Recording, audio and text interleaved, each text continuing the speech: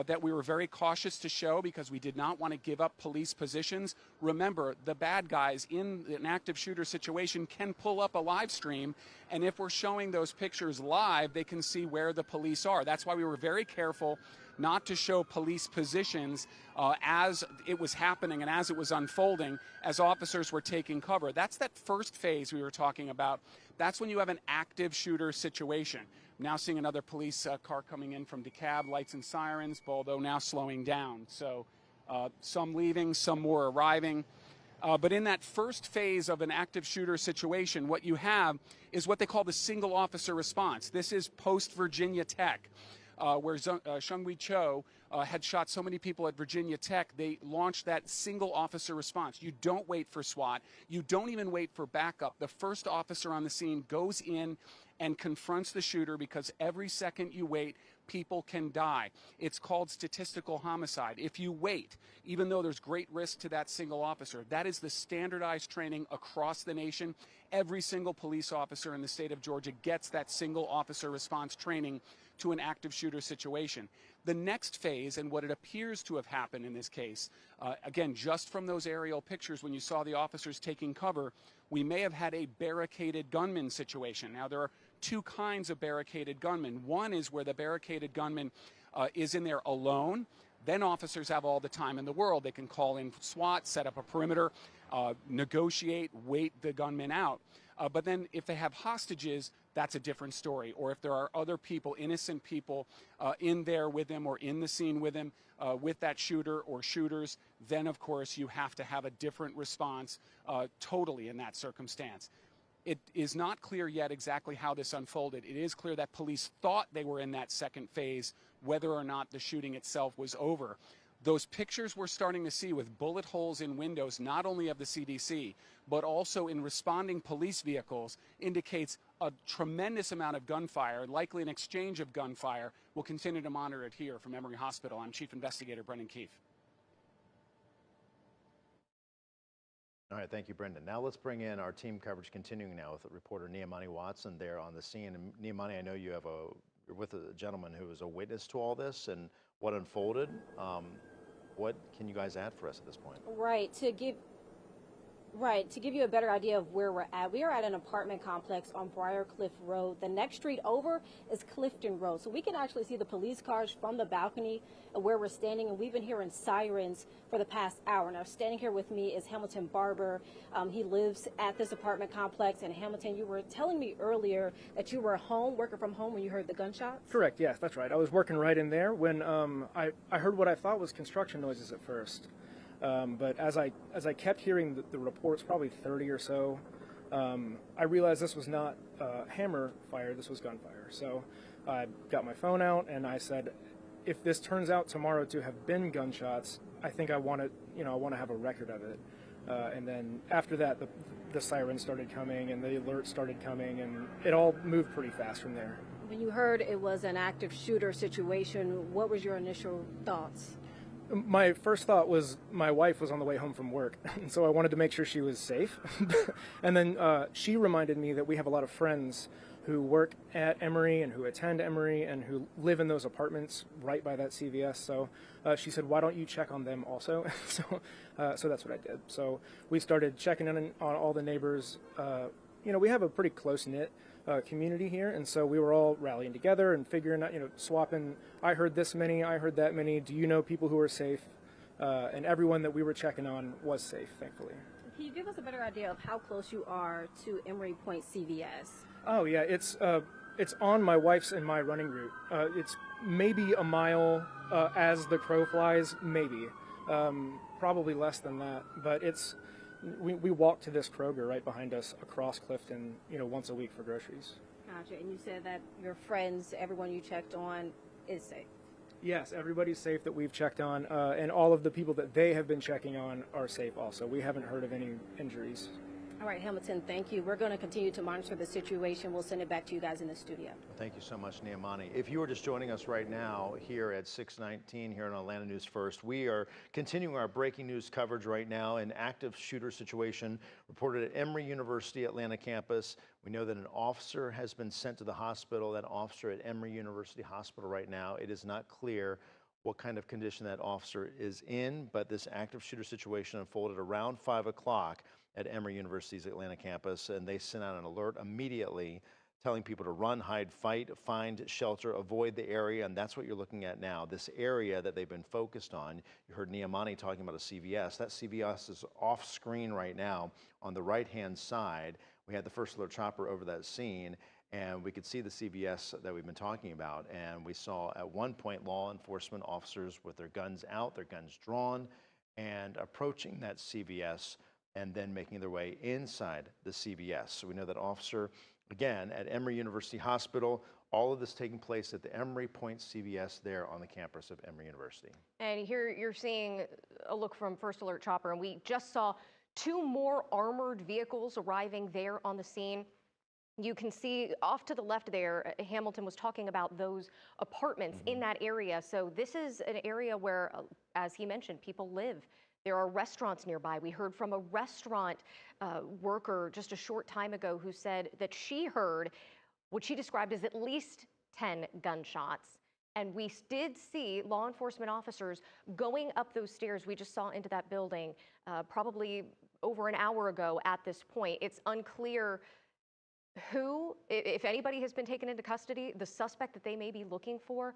We know that one officer was injured, but at this time, we have not heard any reports of other injuries, but we are in close contact with law enforcement as we work to get those answers. And as we just saw from senior reporter Patrick Quinn, reporter Niamani Watson, chief investigator Brendan Keefe, all on scene, reporter Yasmina Alston, all speaking with people who heard what they described as gunshots, who saw people running and scared, and just trying to piece together this scene that has been going on now for almost an hour and a half at this point. We have a team of reporters out there right now. We're kind of cycling through some of their pictures to see the situation. That's how we learn a little bit of what the situation is there right now. This is all taking place right now, right near the CDC's headquarters. We've been talking with people who work there. We've been talking with parents who have children in a daycare there. As of about 30 minutes ago, those parents could not get close to pick up their kids. We've also been talking with some of those workers who've been sending us pictures showing where holes or pieces of where bullets have been fired near hitting the windows there at the CDC headquarters. And so a very concerning situation that has unfolded there this afternoon. As you mentioned, Carly, we've been in close contact with law enforcement, mainly to ask, what is the threat for people in that area, because there's a significant amount of people there off Clifton Road there in DeKalb County concerned about how safe it is or not right now. Is there still a threat in that area? And we do not have that updated information from law enforcement at this point, because right now I think they're trying to assess the same situation.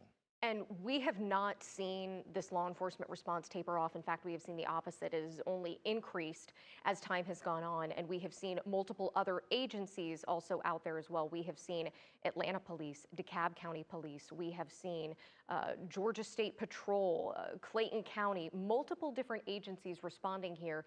So we know that this is a team, a unified effort in trying to figure out what has taken place and what the people who live and work in this area need to know. Of course, we have people reaching out wanting to know if they are safe, what has happened, what has transpired. But we do know at this point that several people have reported gunshots. We know that the Emory University campus, they sent out an alert telling everyone to run, hide, fight.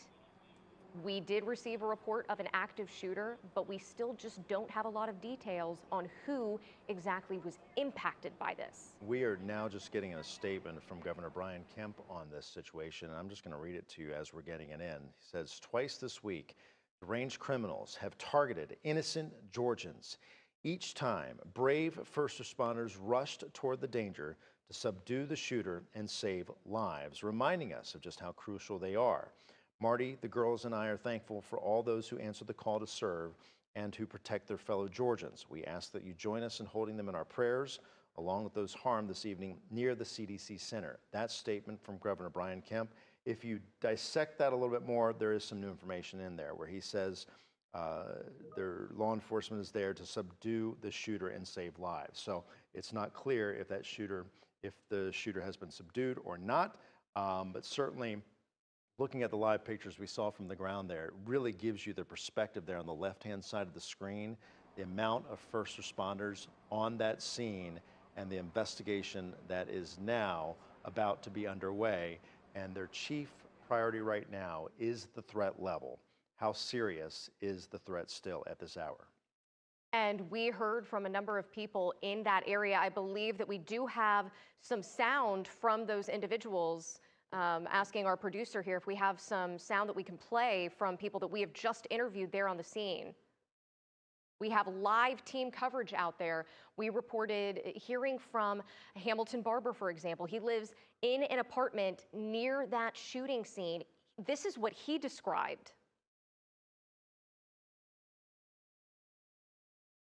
Just the first reaction is to freak out because something was telling me not to leave the hospital, and I left, and then to see this. But yeah, very shocking.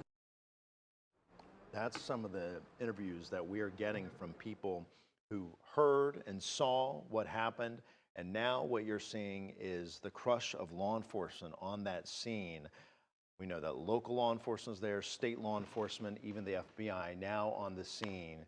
A major situation that has been unfolding here this afternoon on the Emory University campus. Now, Atlanta News First is going to continue to bring you live team coverage of this active shooter situation. Keep in mind, you can see us here on TV, but you can also stream us. You can go to atlantanewsfirst.com or Atlanta News First app, where you can continue to get breaking updates sent directly to your phone. Just make sure you have those push alerts turned on. And we will be continuing our coverage even more on Peachtree TV. You can tune in there as well, because we want to make sure that we have you covered and can keep you updated in this very fluid, breaking situation. We are expecting an update from law enforcement here soon. We're hearing from our crews in the field that they're being directed toward an area, and so it's not clear exactly when that's going to unfold, but we do know that law enforcement will be giving us an update then. I imagine that's when we'll find out what kind of situation we have with the threat right now. Is that threat over? Because what we saw earlier, we saw a urgent response from law enforcement there, that Emory Point CVS there at the campus of Emory University in DeKalb County, and we saw officers with their guns out running toward that CVS, taking up position outside the CVS. Then they went in a few minutes later.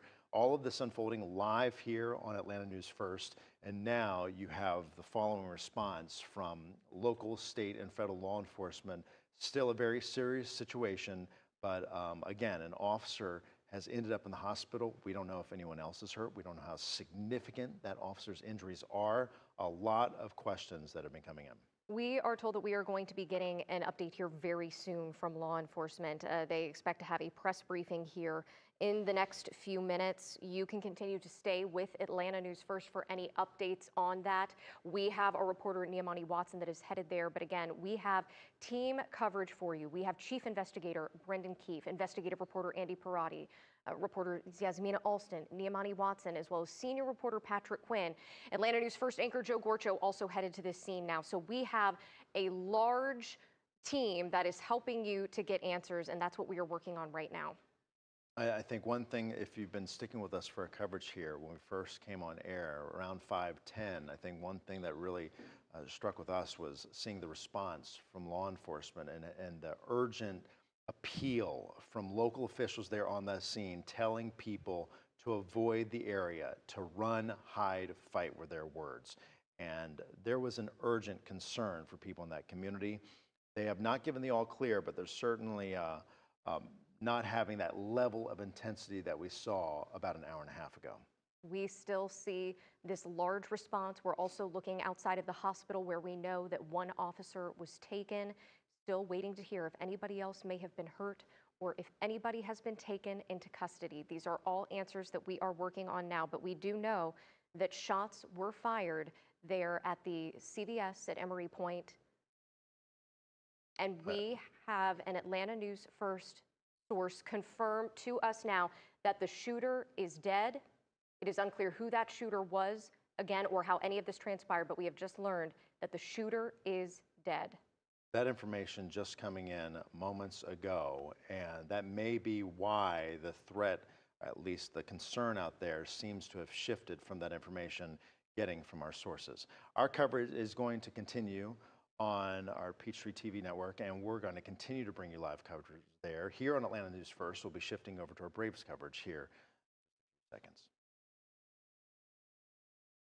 For those of you sticking with us, our live coverage continues now with breaking news coverage here on Atlanta News First on Peachtree TV, bringing you live coverage of the breaking situation that has been unfolding at Emory University. Sources telling us the shooter is dead. That information coming to Atlanta News First from sources. We expect to get an update from law enforcement here momentarily there as they gather what's been unfolding. The chief concern out there has been what kind of threat is to the public, because it is a significantly busy area. And we have Chief Investigator Brendan Keefe standing by. He is outside of the hospital where a police officer was taken. Brendan, have you learned any more about this officer or potentially their condition? No, we're not getting any information like that at this point. It's simply too soon. And as you know, we just got the information that the shooter himself is dead at this point. That is why we have seen a calming in terms of the response. Remember, we talked about those phases of the response. We're now shifting into the investigation phase now that the initial active shooter situation is over. There have not been any reports of additional shooters. There almost always are in an active shooter situation, and the reason is different witnesses see the same person from different vantage points or at different times in different locations and call that in. And then that is called in as multiple shooters, and it's almost always wrong. We have not heard that in this particular case, so it appears that the immediate threat is over and they're shifting into that investigation phase. But at the same time, there is the medical phase, and that's what's going on behind me here. We have a very large police presence here at Emory Hospital. We are just a few steps right now from the emergency entrance of Emory Hospital. And as you know, there are multiple Emory Hospital locations around the metro area. This is the Emory University Hospital. And remember, there are only so many level 1 trauma centers in the Atlanta area. So some people go to Grady depending on the situation. Some can come right here to Emory. There are different levels of trauma care at these locations. But the most important thing about Emory Hospital is the proximity to the scene itself. This is, as I mentioned, essentially steps away from the scene on Clifton, because it is just down the road from the CVS. It's just around the corner from my eyesight right now. In fact, the road is blocked off here not because of the hospital response. The road is blocked off here because of the police response to the scene that is immediately adjacent to the hospital. And that is why we're not getting a lot of information right now, because police right now are in that phase of sort of two things: protecting the public and helping them get the medical care, making sure the EMS crews have a clear path not only to get ambulances in, but to get them here into the hospital. They're also setting up a perimeter here around the hospital. It's a fairly loose perimeter, and right now it's just media around here, and we've all worked together for years, so they know we're going to stay back. And but they are clearly preventing entrance to the hospital except for emergency patients. We have seen a couple of people who actually needed emergency care unrelated to the shooting, and they have been allowed to get into the hospital. So it's not pandemonium, it's not chaos, it's very orderly at this point. But right now we have those phases sort of parallel. Happening just out of my vision to the right of your frame is the actual crime scene where an investigation is ongoing, and then you have this medical response. Now, it's important to point out, if we do have fatalities, and we know we have at least one because we now know, confirmed from a source to Atlanta News First, that the shooter is dead. There's two possibilities. The shooter is dead on the scene, in which case that scene is frozen and the body does not move until you have the coroner come, and then also you're going to have crime scene technicians. There's a whole bunch of evidence that matters in situ. You kind of have to do it in context. You have to gather the evidence in context. And you don't move the body until the coroner says, the medical examiner says, yes, you can now move the body. There's another possibility, and that is that the shooter either was alive or they were trying to save the shooter's life. Remember, it's the policy of every major police department in Metro Atlanta that once the threat passes, even if you have used lethal force or a third party has used lethal force to stop a shooter, once that threat is passed, you then provide medical aid. In fact, every Atlanta police officer carries a tourniquet. They also have stop the bleed packs. If that was the case where they were trying to save a life or trying to restart a heart, to be blunt, in that case, they would actually move the shooter to the hospital or at least to an ambulance to begin that life-saving care.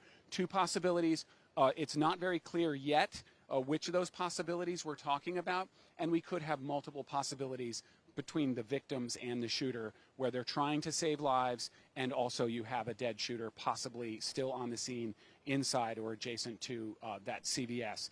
It is not clear where this shooting started. It is also not clear where it ended. What we do know is that the gunshots continued outside the CVS if they occurred inside at all. Possibility, we're not speculating in any way, shape, or form that the shooter may have ended up in the CVS seeking, cover, trying to get away from pursuing police officers, and the shooting could have occurred elsewhere. The only evidence pointing to a shooting occurring outside of that CVS is all of the bullet holes we're seeing in windshields from responding police vehicles and in those windows at the CDC. That means bullets ended up going into those buildings, into those windshields. Keep in mind that bullets can travel very, very far. A 9mm round out of a pistol fired at a certain angle can literally go 1.5 miles, 2 miles, if shot in the right way. So bullets keep going until acted on by another force, and the only thing stopping them is air friction and gravity, essentially. They come out at faster than the speed of sound. We're talking about 1,200 feet per second from a rifle, 800 feet per second for a pistol. These are very fast-traveling bullets, and they can go a great distance. And obviously, once the bullet leaves the gun, you can't control where it goes. So we don't know where those rounds came from that went into the CDC windows. We don't know where the rounds came from that went into that one police windshield we've seen pictures of.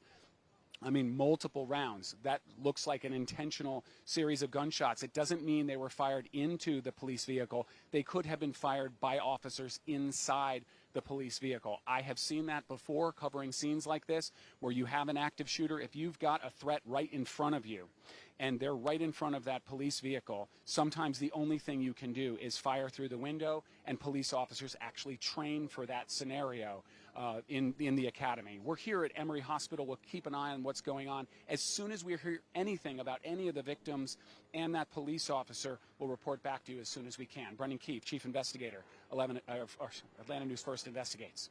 Brendan, thank you so much. And as Brendan was talking, we got some new information here into our newsroom about that shelter in place. It has just been lifted. That is certainly good news when we talk about the threat level, and I think that has to do with exactly what we were reporting here just a few minutes ago. Sources telling Atlanta News First the suspect is dead, the shooter is dead. And again, that shelter in place has just been lifted, but they're asking people still to avoid that area. And you can see why when you see the live pictures, because of the law enforcement response and that investigation that Brendan was just talking about. And still no word at this point on who that suspect is. This shelter-in-place order being lifted about an hour and a half after it was put into place. Atlanta News First has been on top of this since the beginning. We also have been told that President Donald Trump has been briefed on this situation and that the White House is monitoring any developments here. So we had heard from Governor Brian Kemp, who took to social media platform X to talk about this, and now we know that President Donald Trump has also been made aware of this situation. We're expecting an update from law enforcement here soon. We haven't been given a hard time on when that will take place, but their investigation is just getting going right now. Their chief concern has been the threat for people in that area. Is it safe for people in the area? And they're saying the shelter in place has now been lifted for those in the area around Emory University, but they're still asking people to avoid the area. This, the result of an active shooter reported at the Emory University Atlanta campus. All this unfolding right around 5 o'clock, taking place near Emory University at that Emory Point CVS is where law enforcement had surrounded. They went inside at one point, and then coming back out, and now the investigation unfolding. Again, we're expecting an update from law enforcement here pretty soon, but sources telling Atlanta News First, that suspect is now dead. And we have just heard from DeKalb County government communications. They explained that law enforcement is responding to an incident involving an armed individual on or near the Emory University campus in DeKalb County. They say the situation is contained and there is no active threat to the public at this time. But still, Blair, as you mentioned, they are asking everyone, all residents and members of the campus community, to remain indoors as a precaution while this investigation continues. So again, we are still awaiting more information from law enforcement. We also have a statement from DeKalb County CEO Lorraine Cochran-Johnson. It reads, quote, "My thoughts and prayers are with all of those affected by today's incident on the Emory campus. I am grateful for the swift and coordinated response from our law enforcement agencies and first responders. We are closely monitoring the situation and will provide updates as they become available. I urge everyone to stay alert, remain indoors, and follow official guidance as we allow law enforcement to complete their investigation." Again, this is from CEO of DeKalb County, Lorraine Cochran-Johnson. We have a team of reporters out there from Atlanta News First asking questions, talking with witnesses, and a number of witnesses have told us about the amount of gunfire they heard in that area. One woman who works right next to the CVS said she estimated around 10 gunshots. Another person estimated around 30 gunshots. So we know there was a significant situation. I think one of the big questions right now that we have is what happened inside that CVS, if this did move inside that CVS.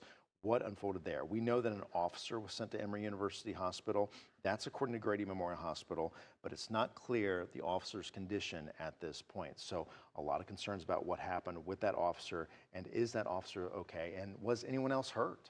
Right, and we know that there has been a large law enforcement response to this. So again, it's still unclear which department this law enforcement officer was with, because we have seen a number of different agencies out there. In fact, we can see from our live look right now, the FBI is on scene as well, just showing this massive response to this situation, which unfolded, we're approaching about 2 hours ago now, when we first got reports of the active shooter. And it is a very unfortunate situation, obviously, and people at home or people streaming may be saying, why is there so much law enforcement out there from the state, local, federal level? And what happens at this point, and partly is because the concern, it's when all of this is unfolding, it's not clear how serious the threat is or how widespread this is. But as this shifts into an investigation, so many different aspects of law enforcement will be involved to play a role in that investigation, depending on where the investigation takes them. And I think that's what they're probably out there trying to pinpoint now. What areas are exactly involved, where this began and where it ended. Was it one person involved? Exactly. Was it more? They don't know. And we want to bring in now Atlanta News First anchor Sydney Stallworth. Sydney, I know that you've been combing through, getting statements from various of our representatives and officials with statements on what has happened today. Carly, just into our newsroom, we are hearing from Governor Brian Kemp right now. He's released this statement saying, quote, "Twice this week, deranged criminals have targeted innocent Georgians. Each time, brave first responders rush toward the danger to subdue the shooter and save lives," reminding us of just how crucial they are. That statement goes on to say, "We ask that you join us in holding them in our prayers, along with those harmed this evening near the CDC Center." Into our newsroom, we're also hearing from Senator Raphael Warnock tonight. He says in this statement, quote, "I'm monitoring the active shooter incident at Emory closely.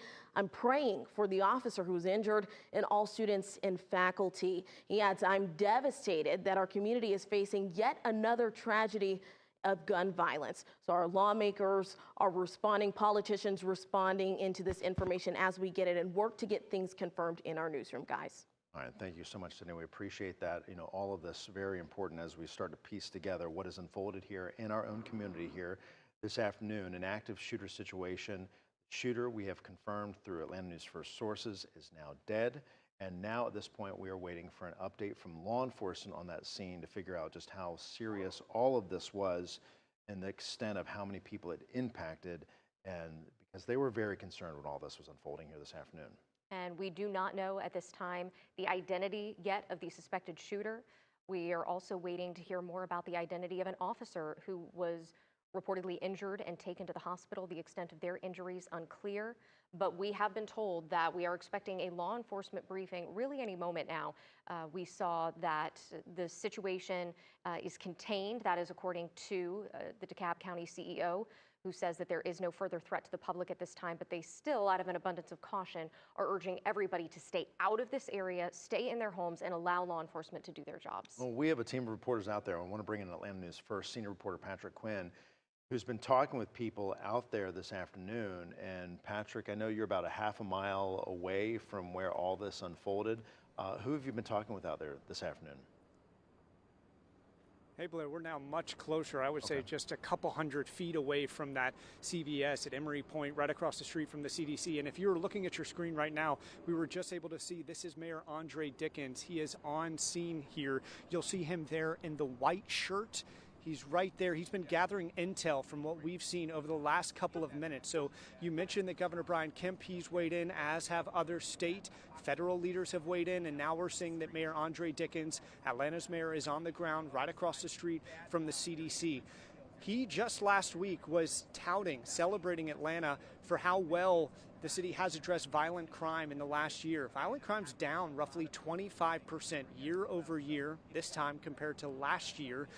This, though, comes after a very violent weekend 2 weekends ago, where there were 12 separate shootings, 29 separate individuals were shot, 2 people were killed. So we certainly are seeing a slight uptick in violent crime here in Atlanta. And there's the mayor right there in the white shirt in the middle of your screen. We've seen him walking to different officials trying to gather information.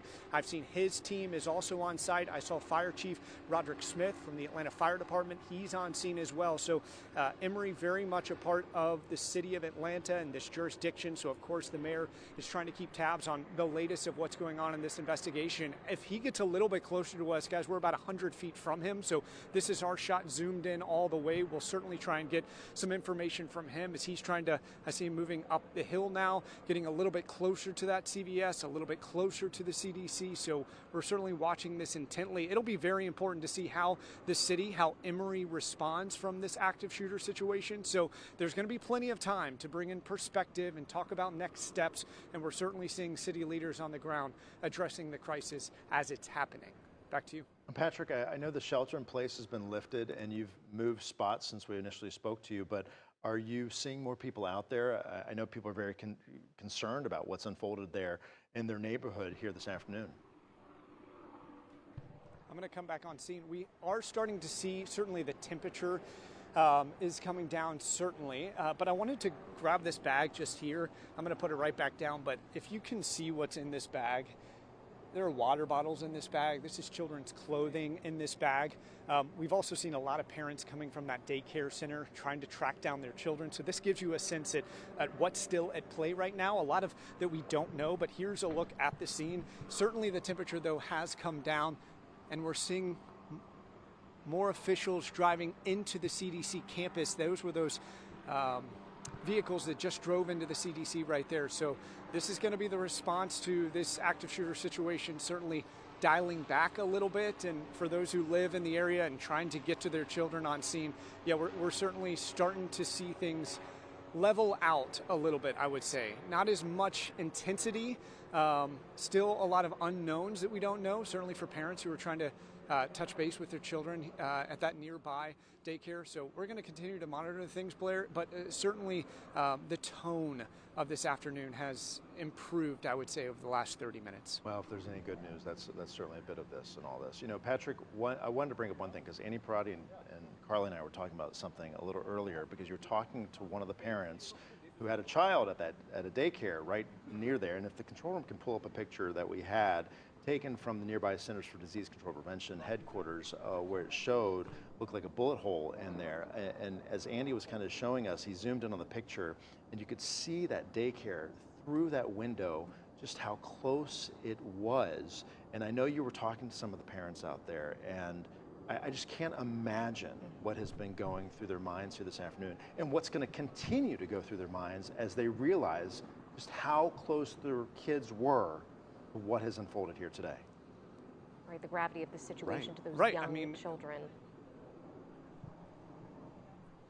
I mean, what has happened is one thing, and now what happens next is a whole nother thing. They're going to have to sit down and talk with their children about what happens. You heard from that woman earlier, Catherine. They have 2 3.5-year-old twins. They rushed here. She said she went into mama bear mode. She said she was flying past law enforcement, going through red lights. She had to get to that daycare to try and get her hands on her 2 children. In the end, she was pushed back, and that's when we were able to talk with her.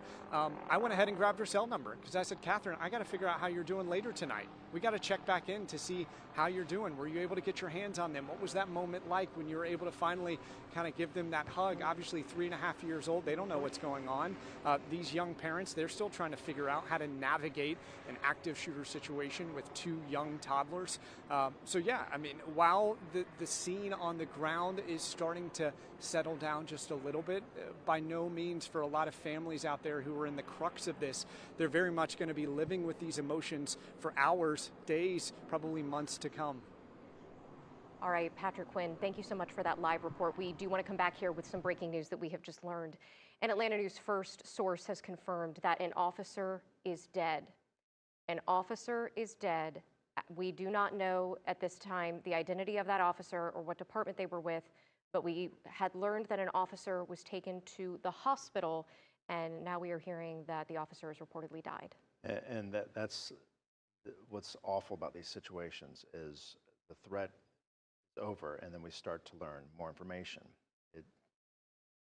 It's a sad situation when these things unfold. It reminds me of when we were at Appalachia, and the threat was over at Appalachia High School in Barrow County, and I'll never forget law enforcement walking out and saying that people had died in that. And that's the unfortunate reality of these active shooters situations, is that there's an initial urgency, there's an initial threat, and then more information starts to come out.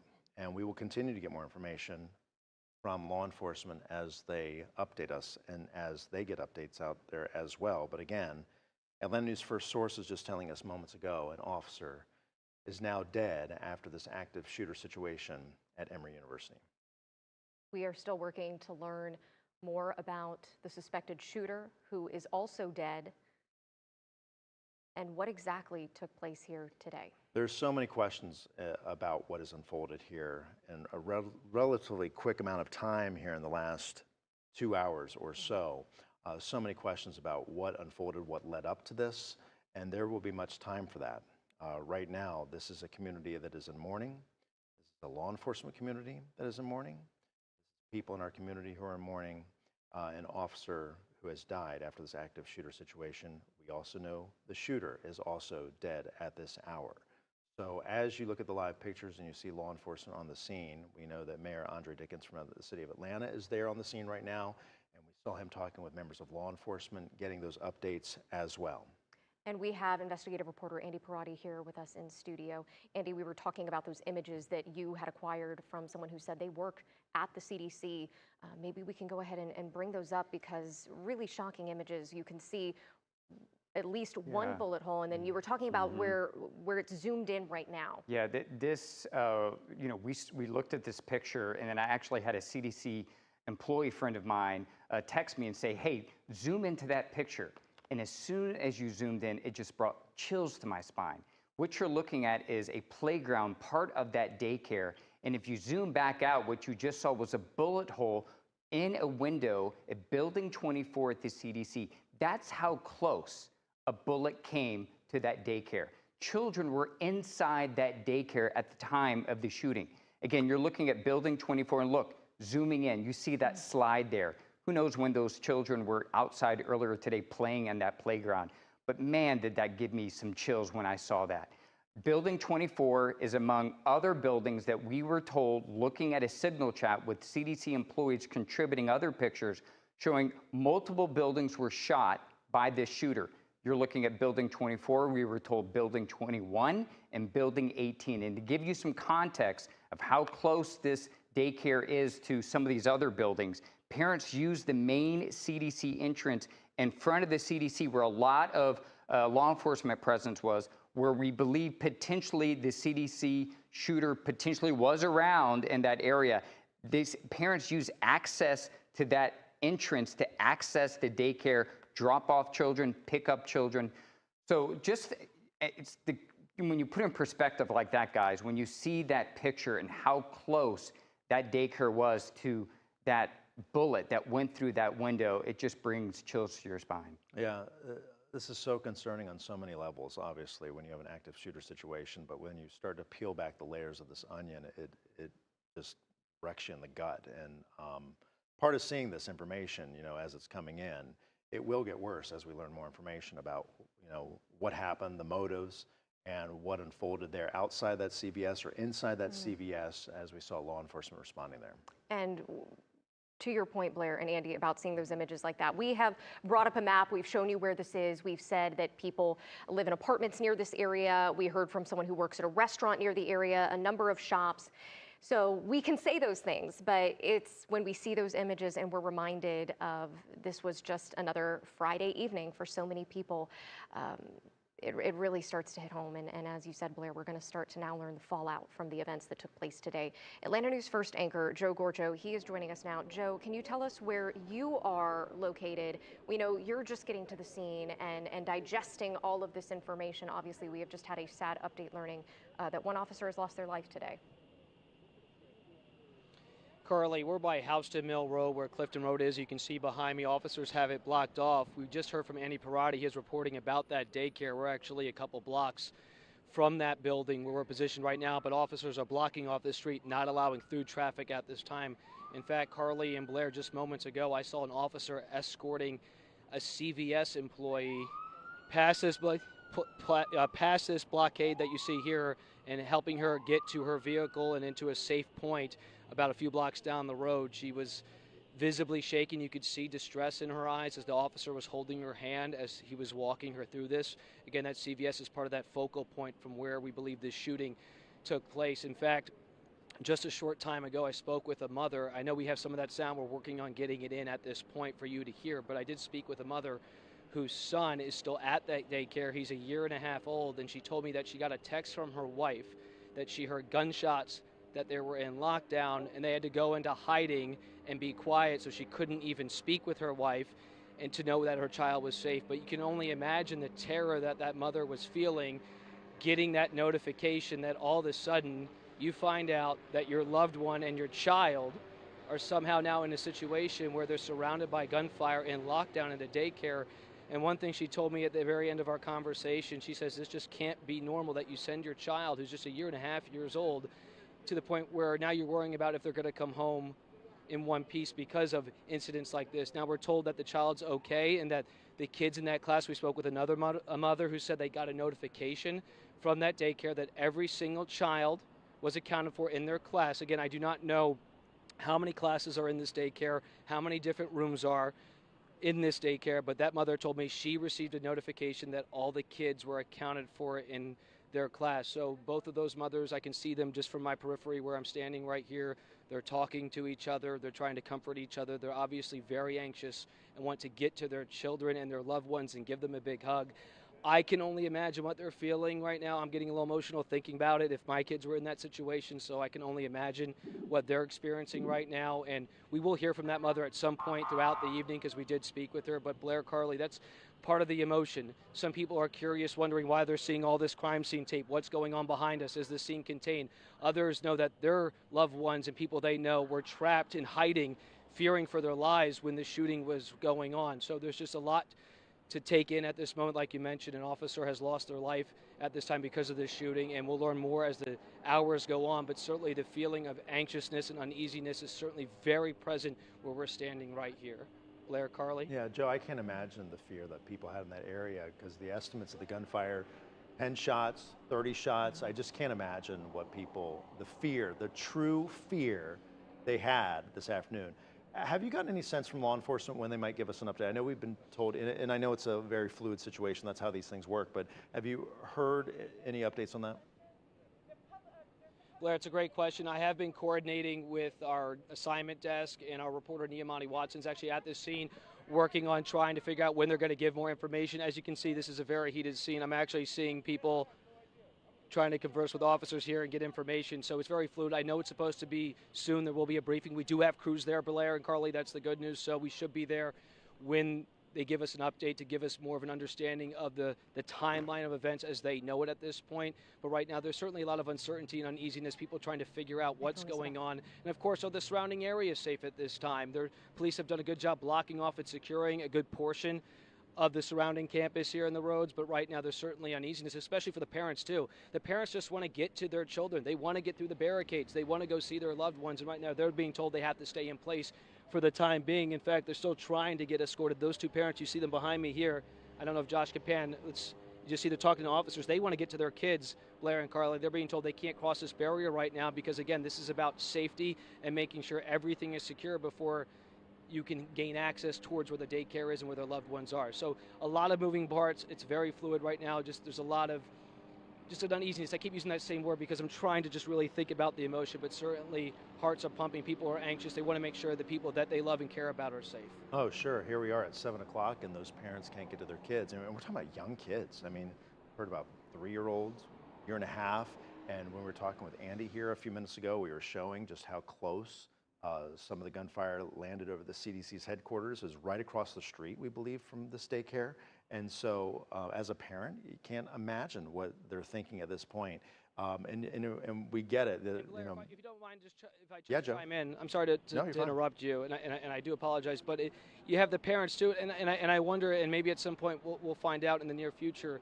I have to go back to that CVS employee that I saw, right? Because we know that's where the shooting was also very much a focal point, where it was centered around that area, and just recalling as you were talking, just remember seeing the fear in her eyes, and just this moment of walking, just seeing all these cameras and the reality, and it's just so thankful that the officer was at least holding her hand and walking her through this to make sure that she could have at least a moment to begin to decompress after being in lockdown, most likely in that building where she was working earlier this evening. So just, again, there's just so many people impacted, Blair, from this shooting. It's widespread here where we're at right now, and just the fear, the anxiety, the anxiousness of everything that's taken place. And I just can't imagine those who've had to experience this firsthand, hearing the gunshots and having to go into hiding for their lives. Sure. And we don't know what happened inside that CVS or outside that CVS, and that feeling of that employee that won't go away. And so it's, as we get more information from law enforcement to figure out what exactly unfolded there at the CVS, certainly that will be one of the big questions. As we bring you more live coverage here outside there at Emory University, where this active shooter situation has taken place, we know a number of law enforcement officials are on the scene, a number of government officials are on the scene. We're zoomed in on an area where Atlanta City Mayor Andre Dickens is right now talking with law enforcement. We actually just have received a statement from him, Blair, so I'm going to go ahead and read that because Atlanta Mayor Andre Dickens says, quote, "My thoughts are with the DeKalb County police officer injured in today's incident near Emory University. We are grateful for the swift response of all law enforcement agencies who work together to secure the scene and protect the public. Now, we do want to update you again. We have since learned that that officer has died." So Atlanta Mayor Andre Dickens issuing this statement before apparently receiving word that the officer has lost his life. But he goes on to say, while the suspect is deceased and there is no ongoing threat, I urge everyone to continue avoiding the area as the Atlanta Police Department leads the investigation. So a little bit of new information there because we saw multiple different agencies on hand. It was a little bit unclear who exactly was the point person, so to speak. So now we have learned that Atlanta Police will be leading this investigation. But again, we do want to reiterate that the officer who has not yet been identified has died. The suspected shooter, who has also not been identified, has also died. So we don't know about any other injuries at this point, and that's some of the new information we expect from law enforcement when they give us an update here. We know the shelter in place has been lifted as well there at Emory University. Again, all this taking place on Clifton Road, which is right across near where the CDC's headquarters is as well. And so when we talk about the amount of gunfire and the crime scene, it could be a very large crime scene that law enforcement is dealing with here, which is why you see such a wide area blocked off, and we're able to get different viewpoints of what they're dealing with out there here tonight. But a lot of questions about what unfolded here this afternoon. Law enforcement was very concerned, as we saw live here on Atlanta News First, their response there outside that CVS, running with their guns, taking up position outside the CVS, and now to know that a police officer has been killed here today, and the suspect is also dead at this hour. And we have heard from a number of people there on scene. We have spoken with people who work at a nearby restaurant who reported hearing several gunshots. We spoke to someone who lives in the apartments nearby who said he heard what he thought was construction work at first just due to how loud it was. But we want to play now for you some of those interviews that we received from some of the witnesses who were nearby. Just the first reaction is to freak out because something was telling me not to leave the hospital, and I left, and then to see this. But yeah, very shocking. I was really shocked. I mean, I was leaving the hospital. I spent the night. I've been with my mom, and then I just saw cops everywhere. I stopped and asked a cop what was going on, and he just said there's an active shooter. And then my friend called me on the phone and told me the same thing. Thankfully, the alert went out and everything, but I had a coworker that went by and she's like, "Have you gotten your kids?" Because I think she heard it first, and I was like, as soon as she told me that, I was like speeding. I was getting here as fast as I could, and so it's pretty scary, and like it's not something that you ever want to experience. And so you're listening to some of the people from what they have heard and seen and felt here today in this active shooter situation that has unfolded here this afternoon in DeKalb County. You're looking at live pictures from the scene where law enforcement is right now, the investigation taking place, and so many of the questions have been, what's the extent of this active shooter? What happened at that CVS store where this all unfolded? The Emory Point CVS there at Emory University. Was anyone else hurt? We know a lot of people saw things today that they should not have seen. And heard things certainly they should not have heard. We did see ambulances outside, as well as a number of other emergency vehicles. Again, we have not at this hour received any reports of injuries other than what we have already reported, that one officer has died, that the suspected shooter has died. We are working to figure out who else, if anyone else, may have been hurt as a result. But what we do know is, based on the interviews that our reporters have brought to us, that what people have had to deal with emotionally, what people have had to process, that is unfortunately not going to go away anytime soon. When you see a scene like this, when you hear rapid gunfire, which is what people had described to us, when you look at the images like a bullet hole in your office window, those are images that unfortunately are going to stick with the people who were impacted by this today for a very long time. We have a team of reporters out there today talking with witnesses about what they saw and heard. We know that our Atlanta News First investigator, Anastasia Almost, also spoke with someone out there about what they heard, what they saw, and that person described it as some kind of shootout.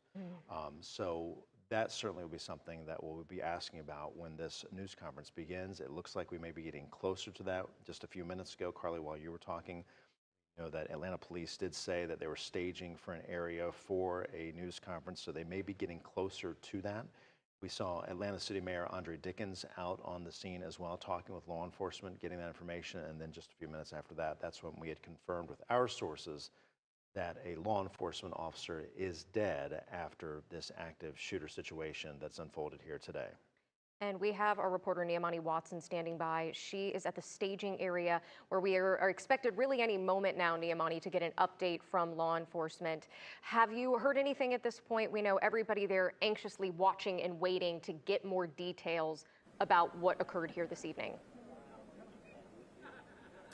Right. Again, we are waiting for officials to give a statement. We're here at the Kroger on Briarcliff Road, where we're expected to hear from the Atlanta Police Department. We also know Atlanta Mayor Andre Dickens is on scene. We're not sure if we're going to get a statement from him during the press conference. We are waiting to hear from officials because, again, we do have a lot of questions. I know everyone has a lot of questions on what unfolded here at the Emory campus, but I do want to reiterate a statement Mayor Dickens put out earlier today, saying his thoughts are with the DeKalb County police officer who we now know has died in today's incident near Emory University. He says he's grateful for the swift response of all law enforcement agencies who work together to secure the scene and protect the public. Now, again, we are still waiting on officials to speak about the incident, like what led to the shooting, what unfolded, also the identities of that officer and the suspect as well. We'll continue to keep you updated and let you know the moment we hear from officials. We'll send it back to you in the studio. All right, Niamani, we hope to be checking back with you here shortly so that we can get the official response to what took place. And this took place in front of a lot of people here today. Being a Friday afternoon, our best guess at this point was around 5 o'clock when Emory University, the campus, sent out this alert, and there was an intense warning from law enforcement, from campus officials, telling people to run, hide, fight, stay away. And we saw the response by law enforcement then, just a few minutes after that, with their guns out, and they had very intense warnings to people in that community. And then as this unfolded, we heard from people who heard the rounds of gunfire and saw what happened. And so this playing out on a Friday afternoon, right when most people are headed home, certainly impacting a lot of people who have concerns about what's unfolded. Well, we heard from parents who were just trying to pick up their children from a nearby daycare. And we saw from reporter Andy Parati showing us those images, just how close that playground, that daycare is to where this shooting took place. And there are so many different, because of where this shooting took place, there are so many different people impacted. We know that there were people there at the CDC. We know that there are hospital workers nearby, the employees of the CVS, as Atlanta News First anchor Joe Gorcho had talked about, parents. So really so many people impacted just by the location of this, because so many different things going on, restaurants nearby. Chief Investigator Brendan Keefe, he is standing by live for us now. All right, Brendan, have you learned any other further details? I want to check back in with you now. Yeah, we are waiting for the confirmation of exactly which agency is involved, because so many agencies are here, not only on the scene, which is about a quarter mile this way, but also here at Emory Hospital behind me. We are seeing sheriff's deputies and also from different, by the way, counties. DeKalb County and also Fulton County are filing in to the hospital, and we've seen a lot of people hugging. At this point, we do not know the agency, and because we don't know that the officer's next of kin has been notified, we are obviously going to wait for that official word of which agency, because we know law enforcement families are watching, and we want to keep that in mind. Let's just take a brief walk if we can. I just want to show you, there's going to be quite a bit of light change, and I apologize here. There's all these different police vehicles. Can we step this way? I just want to show you just how massive a scene we're talking about, because it stretches for, gosh, a half mile. As far as the eye can see here, all the way down, you've got police vehicles from DeKalb County Sheriff, from the GSP, from the city of Atlanta, from Fulton County. We've seen some from Dunwoody, from Sandy Springs, a tremendous amount of law enforcement. And oh, by the way, as this car passed, we'll use that as an opportunity to pan right to show that it extends further down the block, and you've got even more here. This was an all-hands-on-deck situation here. I'll step in just so we don't have to walk all the way back to where we were. All-hands-on-deck situation, as you know, and we also have two different police helicopters overhead. I'm one of the station's drone pilots. I've been flying a drone professionally for over 10 years. I was going to get the drone up until I saw just how low-flying the police helicopters are. I'm looking at a Hughes 500 OH-3 flying over. It's well below 500 feet, so we just couldn't get the drone up to give you some of those aerial shots. We've been relying on our news helicopter. So that is an abundance of caution and safety. And the other thing we don't want to do is get in the way of a law enforcement response. It's a serious situation. We have a police officer who is dead. We have a suspect who is dead. We have possibly other injured and other casualties that we may be learning about as we get more details. This is going to be a major investigation, and as we've already reported, we've seen, just stepping aside here for a second, Georgia State Patrol trooper passing by. And this is important to point out, that the GSP is not an investigative agency in terms of major crimes. They're a highway patrol first and foremost. The GBI is the state's investigating agency. That's the Georgia Bureau of Investigation. They are an invitation agency. They have to be invited in. You see them on major cases like this. You see them on almost every law enforcement involved shooting. And in a moment, we are going to show you some video that we've obtained. Anastasia Olmos is going to break that down. But we do know that because of that video, there was definitely a shootout in the streets outside of that CVS with police officers taking cover and firing multiple rounds.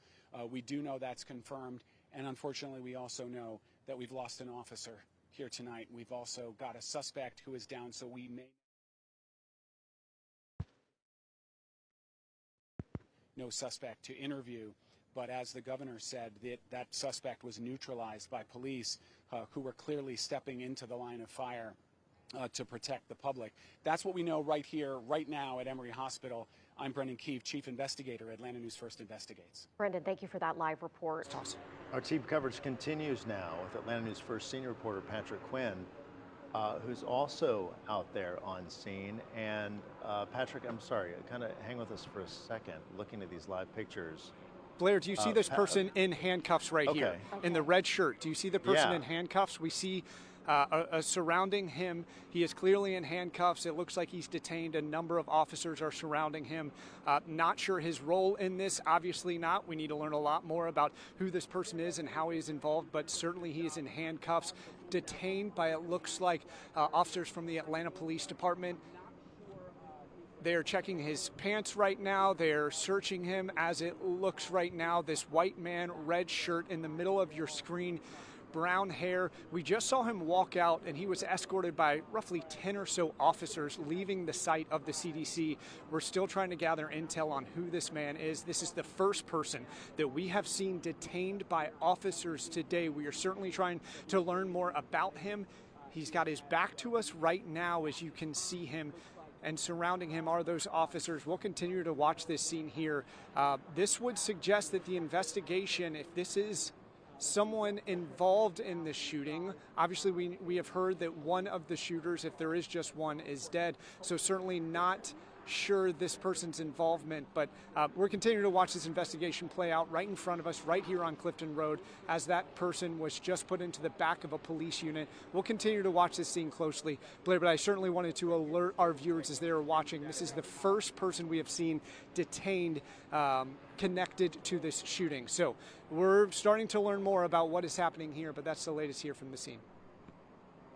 And we also want to use caution, as these situations unfold.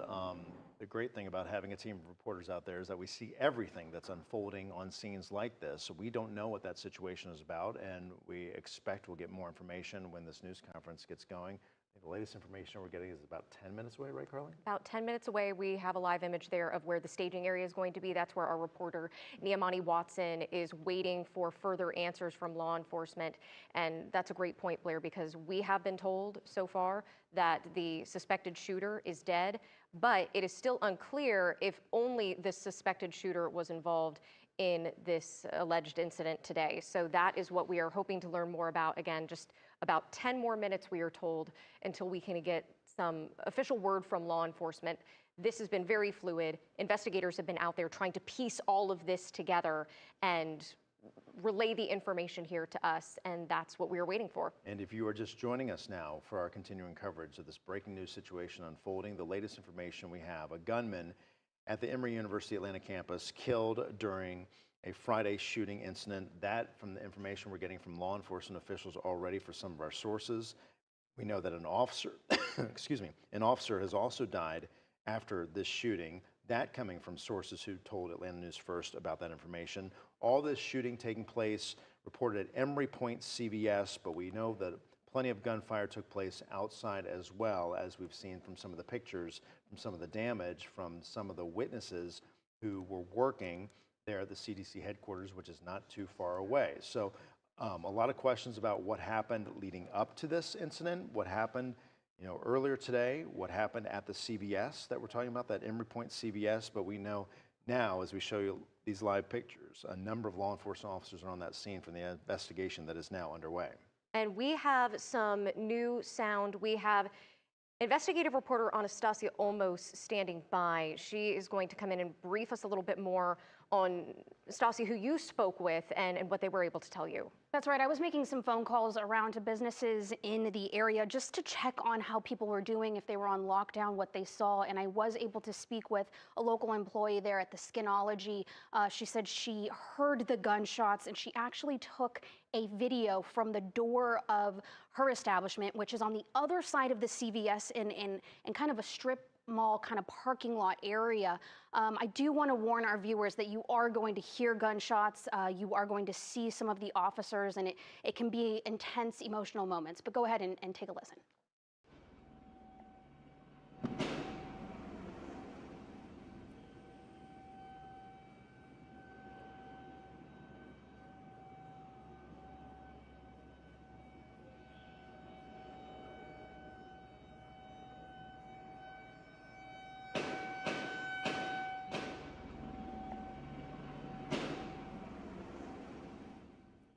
You can see the officer there at the corner of the CVS is turning around the corner and shooting at someone or something there in the street. We do know that there have been injuries, there have been fatalities here, and so we don't know exactly if any of those gunshots did hit anyone. But I also want you to hear from her. Her name is Makia Jones.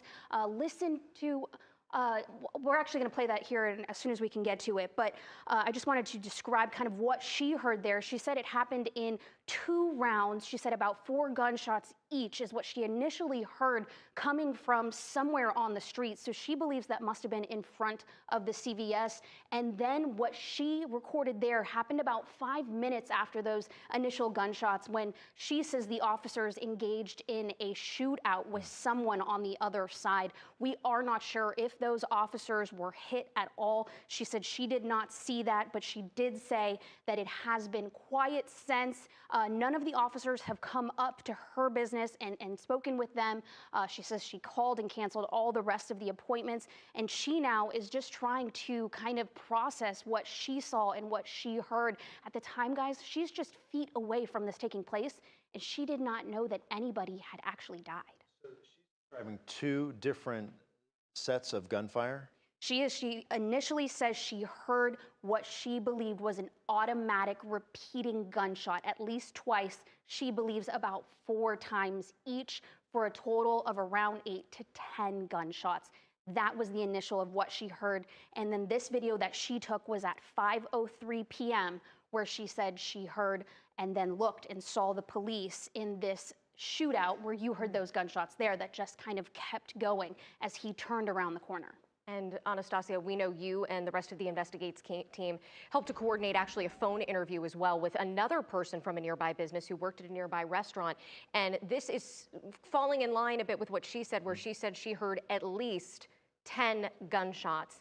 And she said she was right next to this CVS, if not maybe just a few doors down, and all of her restaurant having to essentially shelter in place, hiding in the back of the kitchen. So what I think it sounds like is consistent across all of these reports is that there were several gunshots, at least 10 gunshots or close to it. And are you hearing most of this was outside the CVS? Right. So initially, you know, when we looked at the footage of the officers pointing their guns, it looked like they were pointing into the CVS. And so originally we thought the shooting had occurred inside the CVS, which we don't know, you know, where it may have led. But she, according to what she was filming right there, they were shooting, as you could see, onto the street. Something was right there on the street. And as we know, across from that CVS is the university and the CDC building. We did see those photos of the bullet holes in the windows of the CDC. So those original shots, we're not sure exactly where those went. And I do want to kind of give a little perspective as to what we're seeing right now. This is across from the CVS, obviously on the other side where these shops and apartments are, but it's on the other side of this CVS. That's where Clifton Road is. Right. And if you have been joining us here on Atlanta News First since the beginning, it is on the other side that you saw almost what looked like white columns and a staircase, and that is where we saw law enforcement positioning themselves. And Blair, at one point, we saw dozens of law enforcement officers, guns drawn, approaching the entrance from the other side. So where we are appearing to see a law enforcement officer engaging with someone or something, as you said, Anastasia, inside, it was on the other side that we saw law enforcement going up the stairs and entering the CVS through that way. Well, and we don't know what happened before that video, too. Sure. I mean, think about how long it takes to get your phone, get your camera going, actually take the video, and while you're hearing gunfire. You know, I'm looking back at my timestamps, and we started hearing about a shooting here around 5 o'clock, right? We weren't sure. We were still on air. We just weren't sure what was, you know, reportable. But about 5:04 is when I got the first message from my management that something was going on. And if that video took place at 5:03, and the video that we saw from the chopper That must have been well Yeah, 20 well to after. 30 minutes after. So this would have definitely been the initial shooting that took place. And that is why these accounts from Atlanta News First viewers are so helpful, because it helps us to sort of paint this timeline as we wait to get more word officially from law enforcement, but it allows us to paint a better picture of the scene there today. You know, even one of my colleagues on the investigative team, Atlanta News First Investigates, we were sending out texts. We were, looking and searching, and one of our colleagues, he just messaged his friend that works at the CDC, and he had said, I'm hearing about this, and the friend hadn't heard anything about it yet. Gosh. I don't know exactly where that friend was, but an employee that works in the building had still not even heard when we had heard, and then that's when he forwarded us, some of the language that was going out about an active shooter and a lockdown. But this information coming out so fast, and us just, making phone calls, trying to see, are people okay? Are you on lockdown? And, that sushi restaurant that we spoke to earlier saying, yeah, we had customers in here, we were on lockdown, and as I was on the phone with her, a man was talking to her while I was on the phone with her, and she said, it's the police. The police were talking to her as I was talking to her, and so we're really trying to learn what's going on as it's happening. We are getting just little bits and pieces of information. As we have said, we know that an officer has lost their life today. We do not know which department they were with, but we have learned that everyone from the Atlanta Police Department is okay. Atlanta Police says all of their officers are all right. We do know they are leading now this investigation. So again, still unclear the identity of the officer, what department they were with, but we do know they were not from Atlanta Police. We also know the suspected shooter is dead in all this, and so, but whatever else happened outside the CVS before or after the video Anastasia was just showing us, what may have happened inside that CVS, because as you were pointing out, Carly, we saw law enforcement officers with their guns out, pointed at what looked like the front door of that CVS, aiming toward that. So it concerns me what was happening inside that store. And Anastasia, I've just been told that we actually have the sound from who you spoke with. Let's go ahead and play that now. Okay, great. It wasn't until the police officers, it was like 4 to 5 police officers running back and forth trying to get him, and it was 3 who was really silent. But the main person that you can see, he was the main one shooting at the actual perpetrator, but there was like 2 to 3 other people that were there as well. And it was very distinctively like near semi-automatic, like back-to-back banging. So it's like do-do-do-do-do-do-do, it paused, do-do-do-do-do-do-do, it paused again, do-do-do-do-do-do-do. Like, I've never heard anything like that before. Guys, when I finished that interview with her, the only thing I walked away with immediately in my head was the sound that she was making right there, the do-do-do-do-do, do-do-do, because she was replaying what she had heard in that video, and then she was explaining that the officers were going around the corner. You hear it there, and that was all that was replaying in her head. And these active shooter situations, I mean, can be so jolting to whoever's watching and listening, and they don't know what's going on, but all she could see was officers ducking for cover there. She described at least 3 to 5 of them on this side of the CVS, and this is on the opposite side of that main street. And she said that this officer here that you see on the corner is shooting at someone standing in the street. She said she took this video at 5:03, about 5 minutes after she heard initial automatic, what she said sounded like several gunshots, is how she described it there, happening on the street there on that corner. Really powerful interview with her. She completely was composed and just said, she told one of the customers, hey, this just happened on the street, and I just want you to be safe, and canceled the rest of the appointments there. And she said, as of right now, there's still helicopters flying over. She said she can still hear them, and the street is still blocked off. Anastasia Olmos with Atlanta News First Investigates. Thank you so much for getting that interview for us. We know that's a terribly difficult thing for someone to have to relay, as you mentioned, going through the shock of that situation and just trying to articulate it as best they can. We do have some breaking updates now that we have just learned. Yeah, Carly, some information from CNN, and we are a CNN affiliate, so we're able to share some of this information and some of their reporting that police believe, after speaking with the shooter's family, that the CDC was the target. They go on to report that after speaking with the suspected shooter's family members, police are operating under the theory that he was either sick or believed that he was sick and blamed the illness on the COVID-19 vaccine. A law enforcement official is telling that to CNN. And again, we're sharing that as a CNN affiliate. We are trying to confirm that with our sources as well. And it'll be interesting to see how far law enforcement goes in talking about that in this update that we're expecting here almost any minute. But again, that may be the theory that they're working under right now. That's information coming to CNN that perhaps the CDC was the target in all of this today. And that certainly tracks with what we saw with some of the gunfire that ended up at the CDC's headquarters and some of those windows as employees shared some of those pictures with us where you could see the gunfire had ended up over there, which is right outside, right next to where that CVS is, where we're focused on here tonight. And maybe we can bring up those images so we can see, because as you said, Blair, Those still pictures that, the still images that investigative reporter Andy Parati had covered. Our producer says they're working on getting those up for us now. So you can see here, at least one gunshot appears to have hit the window of a CDC office building, and this is directly across from where we see that massive law enforcement presence, directly across from that the CVS, I should say, where Anastasia pointed out in her video, where we saw police engaging with someone.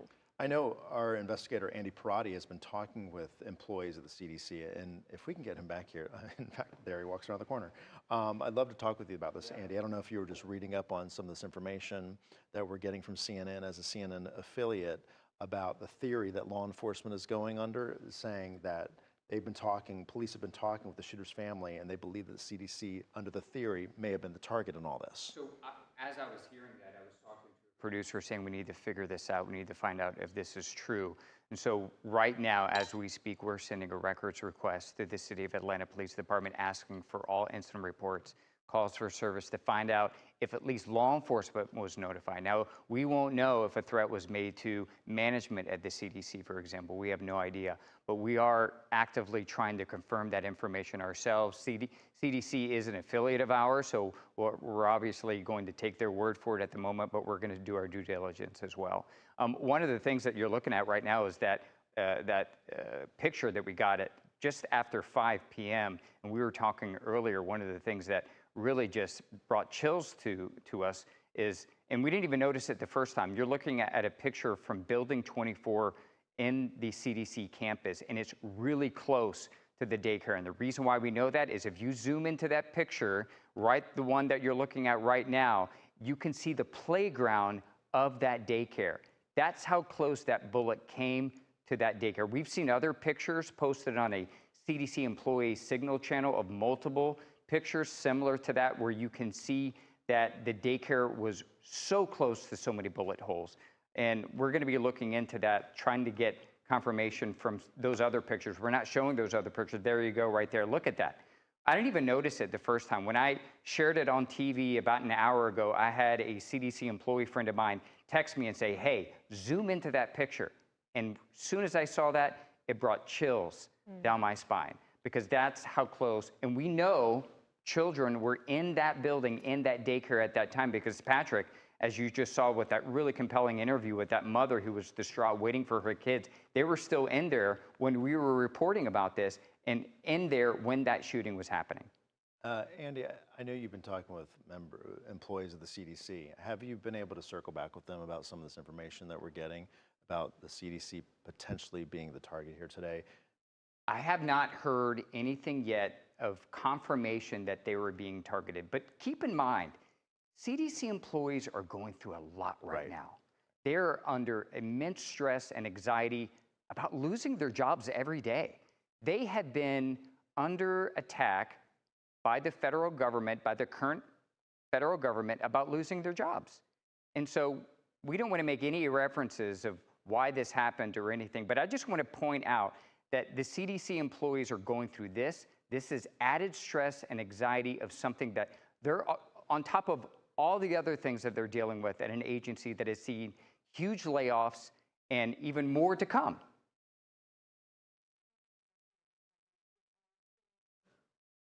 We are getting word now that Atlanta Mayor Andre Dickens is arriving to the scene of this press briefing. We also know that Atlanta Police Chief Darren Shearbaum is there. So really any moment now we should be expecting those updates that they have been telling us now.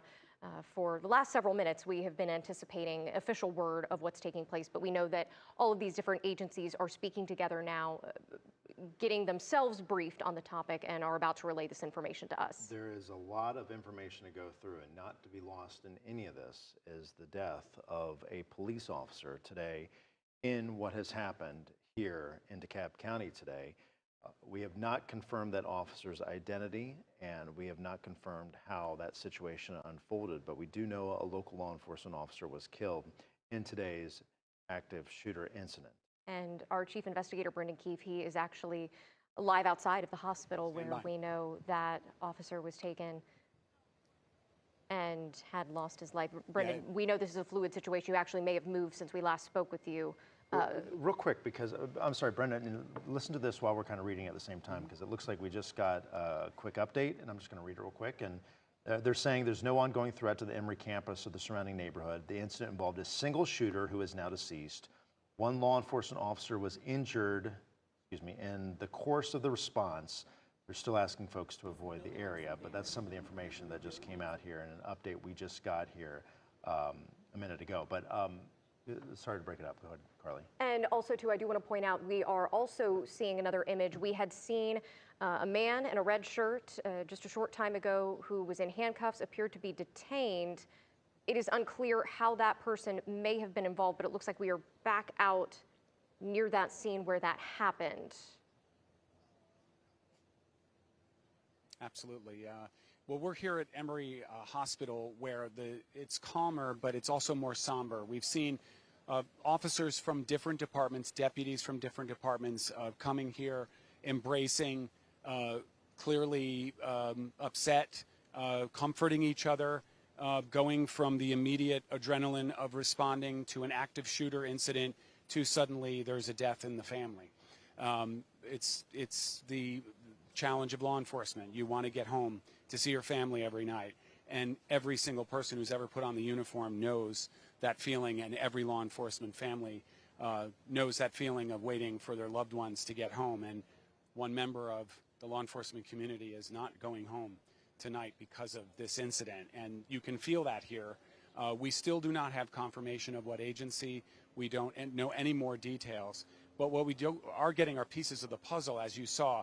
Anastasia almost did an excellent job, and so did Andy Parati, of breaking down sort of the imagery that we're seeing and sort of parsing together what happened. Because CNN's John Miller is now reporting that the CDC was actually the target, and it's important to point out that John Miller himself, he was the head of intelligence for the NYPD. He also worked in the federal government. He worked for the FBI. He was a reporter in his earlier life because he was the first guy to interview Osama bin Laden and then went into sort of the Homeland Security sphere. He is better sourced, frankly, than any other journalist or analyst working right now in the United States. And he is saying that his sources are telling him, and we're a CNN affiliate, that the CDC was the target for this shooting. And because he's saying that, and then putting that together with Andy Parati's pictures that he obtained from a CDC employee showing those bullet holes in the window, those appear not to have been stray bullets, but this gunman was firing at the CDC. Another CNN report says a CDC employee saw someone with a rifle walking toward the building. There are other videos where you hear multiple gunshots that clearly sound like a rifle.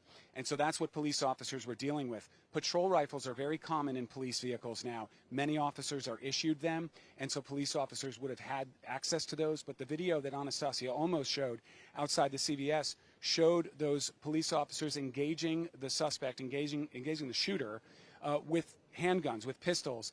And you saw classic cover and concealment techniques in that. This is what they trained for. In that video, you saw the officer sort of come out from behind concealment, take a couple of shots, and then go back behind concealment. Now, there's two things, concealment and cover. Those are two different things. They can be the same object.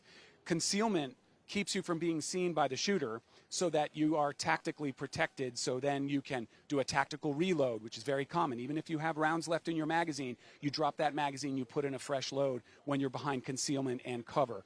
Cover also, hard cover, prevents you from getting shot from bullets coming at you from the shooter. This is classic training, classic techniques that you would see in the academy, where you saw the officer taking both cover and concealment, then re-engaging the gunman, re-engaging that shooter, firing multiple rounds. And the way you do that is you fire a couple of rounds, then you reassess. This is the training. You don't just empty the magazine. This was an experienced officer, or at least a well-trained one, from the video that we see, because you don't see an emptying of a magazine. You know, a Glock 17 holds 18 rounds, plus one in the chamber. So you can empty a lot of rounds without reloading. But in this case, you saw him firing a couple of shots, then reassessing, doing concealment, doing cover. This is excellent police work, and you're also doing this under the adrenaline of you've got someone shooting at you. So it's one thing to go to the range and fire at a target. It's another thing when you have bullets coming at you. And these police officers clearly did an excellent job putting themselves at great risk to try to protect the public. And dare I say it, that probably lives were saved here. Brendan, thank you so much for that insight. We are told that press briefing is beginning now. Atlanta Mayor Andre Dickens is speaking. Let's listen in. Chief Shearbaum, Atlanta Fire Rescue Chief Smith, as well as FBI SAC Brown to my right, and the DeKalb County PIO Officer Wells. We're just a few of the individuals and teams that are here that's been on scene for the last 2 hours as I've witnessed the coordination amongst many of this active shooter incident that occurred today on the campus of Emory University, just off-site of the CDC and next to this CVS pharmacy. This active shooter incident started this afternoon, and Chief Shearbaum will give you some of the details regarding that. I witnessed over the last 2 hours a very coordinated response. A lot of training had to go into how these men and women of Emory University, the DeKalb County Police, the FBI, the City of Atlanta Police, Fire and Rescue from both DeKalb and the City of Atlanta, the GBI, Georgia State Patrol. I saw officers coming from all over to be able to respond to this incident. At this time, Chief Shearbaum will give you more of the details, but at this time, the shooter is deceased, and we don't have any civilians that have been shot in this active shooter incident. Thank God for that. We do have a DeKalb County officer that was also shot, and at this very moment, the CEO of DeKalb County, Lorraine Cochran Johnson, as well as the police chief of DeKalb County, are at the hospital right now meeting and talking with individuals, the families, and other officers that were involved having to respond to this emergency situation. They will shortly come to this very same spot to give a press conference and an update on that officer and that incident. And at this time also, on the CDC's campus, there are 92 children that are in a daycare that is on this campus. They are safe, and we are setting up with the CDC and all connected parties to be able to get those families reunited with those children at a local school very nearby. And we have the address of that. That Chief will give you the specific address and name of that school nearby. So we are working to unify families, and at this time, there have been no civilian casualties, but this was an active shooter incident. The shooter is now deceased. The campus is, there are no threats on the campus currently, but we still have an active investigation.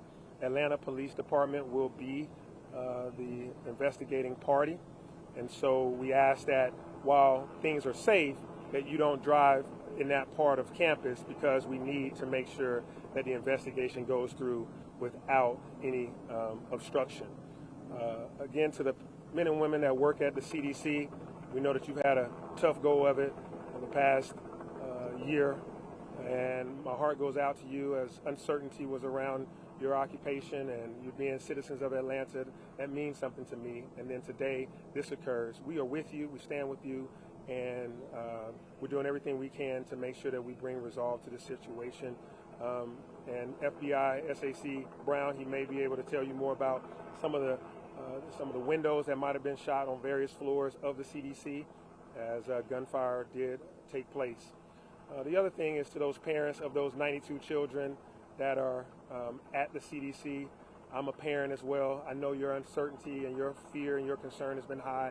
We wanted to come give you this message that all the children are safe and that we will be making sure that you get reunited with them as soon as possible.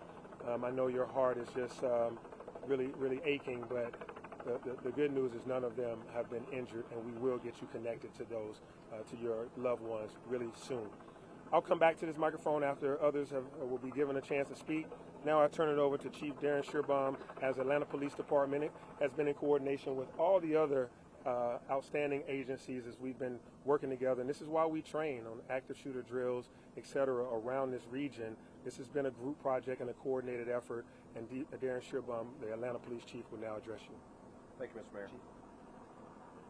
Just give you an update and some additional information what the mayor provided. So this afternoon at approximately 4:50, the Atlanta 911 Center became aware of a report of an active shooter that was occurring at 1600 Clifton Road. This is right at the intersection of Clifton Road and CDC Parkway, immediately in front of the CDC campus. Officers from multiple agencies responded, from the campus, across the region, from our federal partners and our state partners responded to the scene. Officers arriving found a critically injured DeKalb County police officer that was down. He was immediately extracted from the scene and taken to Grady Memorial Hospital. Officers could still hear gunfire occurring inside the CVS drugstore that is right there at the intersections. Officers moved quickly to attempt to find the shooter and to neutralize the threat to the community. We later found the shooter on the second floor of the CVS. He had been struck by gunfire. We do not know at this time whether that was from officers or if it was self-inflicted. He was removed from the location by Atlanta Fire Rescue to render aid. He did pass at the scene. We also know that the CDC campus did receive multiple rounds into their buildings. Right now, as the mayor stated, we are not aware of any injury that occurred to anyone on that location. 4 other individuals did later arrive at the hospital. They were retreated for stress and anxiety symptoms. They were not injured in the shooting. And to reemphasize what the mayor stated, the children in the daycare center are unharmed. We have law enforcement and medical professionals with them, and we are coordinating the return of those children to their families. We've already put this out. We want to reemphasize it. The CDC leadership is communicating this to all parents, but the reunification site is at the Clifton School, which is located at 1900 Starvine Way, Starvin Way in Decatur. And we want to again reassure all parents and loved ones that their children are okay. We do believe there was a single shooter, and we do believe that single shooter is deceased.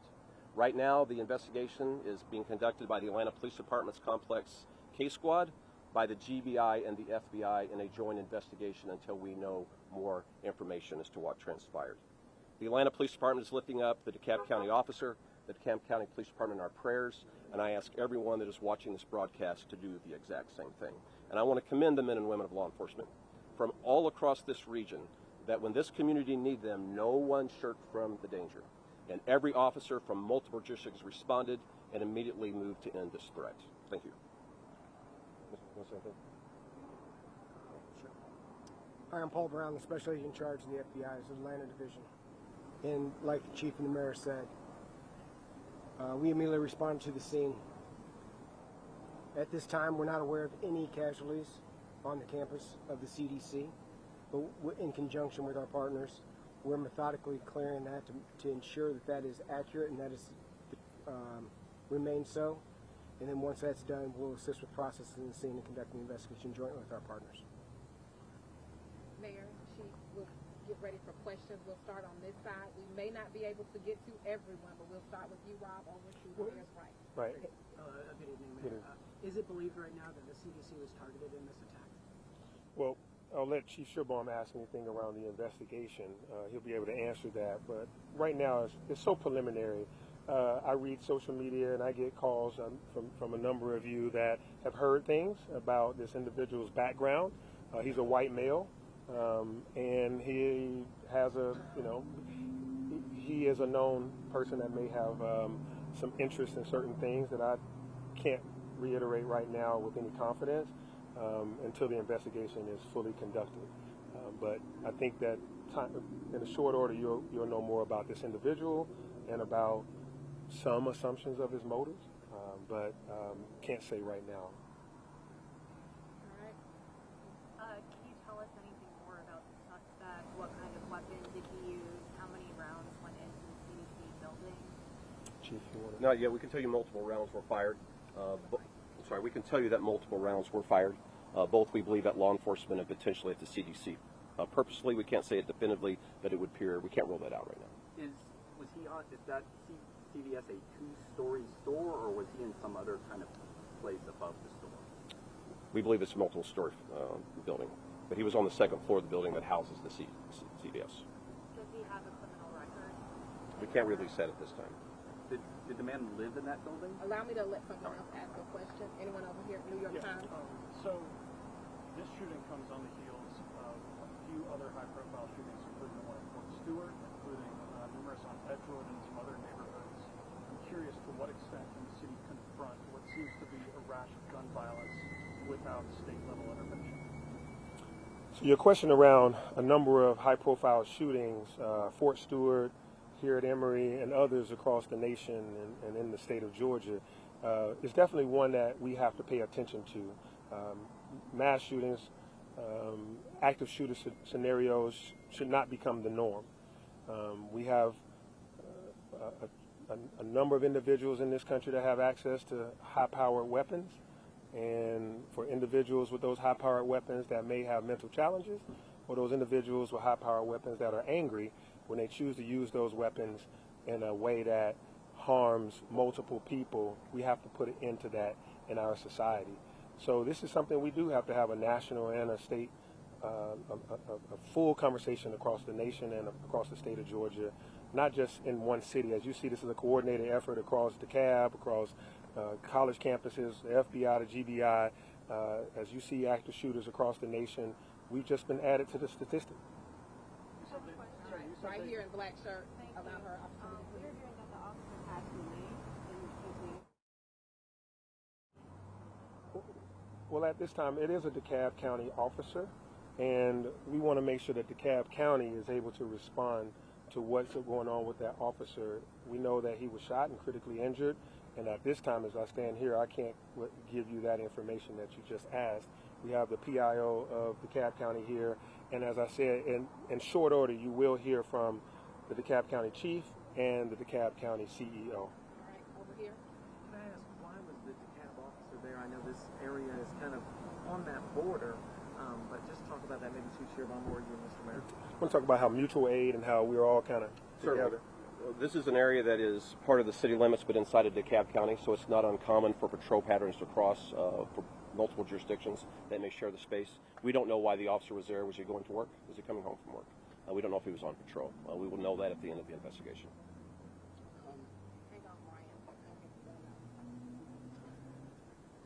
Did you want to give an update? So we can confirm that our officer was responding to the threat of the active shooter. Yes. Yes, we can confirm that our officer was responding to the threat of the active shooter. Can you give an update on the condition? There have been several media reports that he was passing away. So we can't confirm that at this time. Like Mayor said previously, our interim chief Patrick will be here to provide an update. I just don't have that information readily available. Ryan, over here, Ryan. So we are, both Chief and Mayor, if you can, we're getting reports that maybe the suspect who was known had some issues with the CDC because he was upset about the COVID vaccine and he thought it made him sick. Is there any way you guys can maybe address that, and maybe if he was targeting the CDC because of the vaccine? We cannot confirm at this time. This is in the earliest stages of the investigation. The same questions you have, law enforcement has. And so everything that is the question of the nation, we're going to get the answer to, and we'll be able to report back as soon as we can. All right, Univision.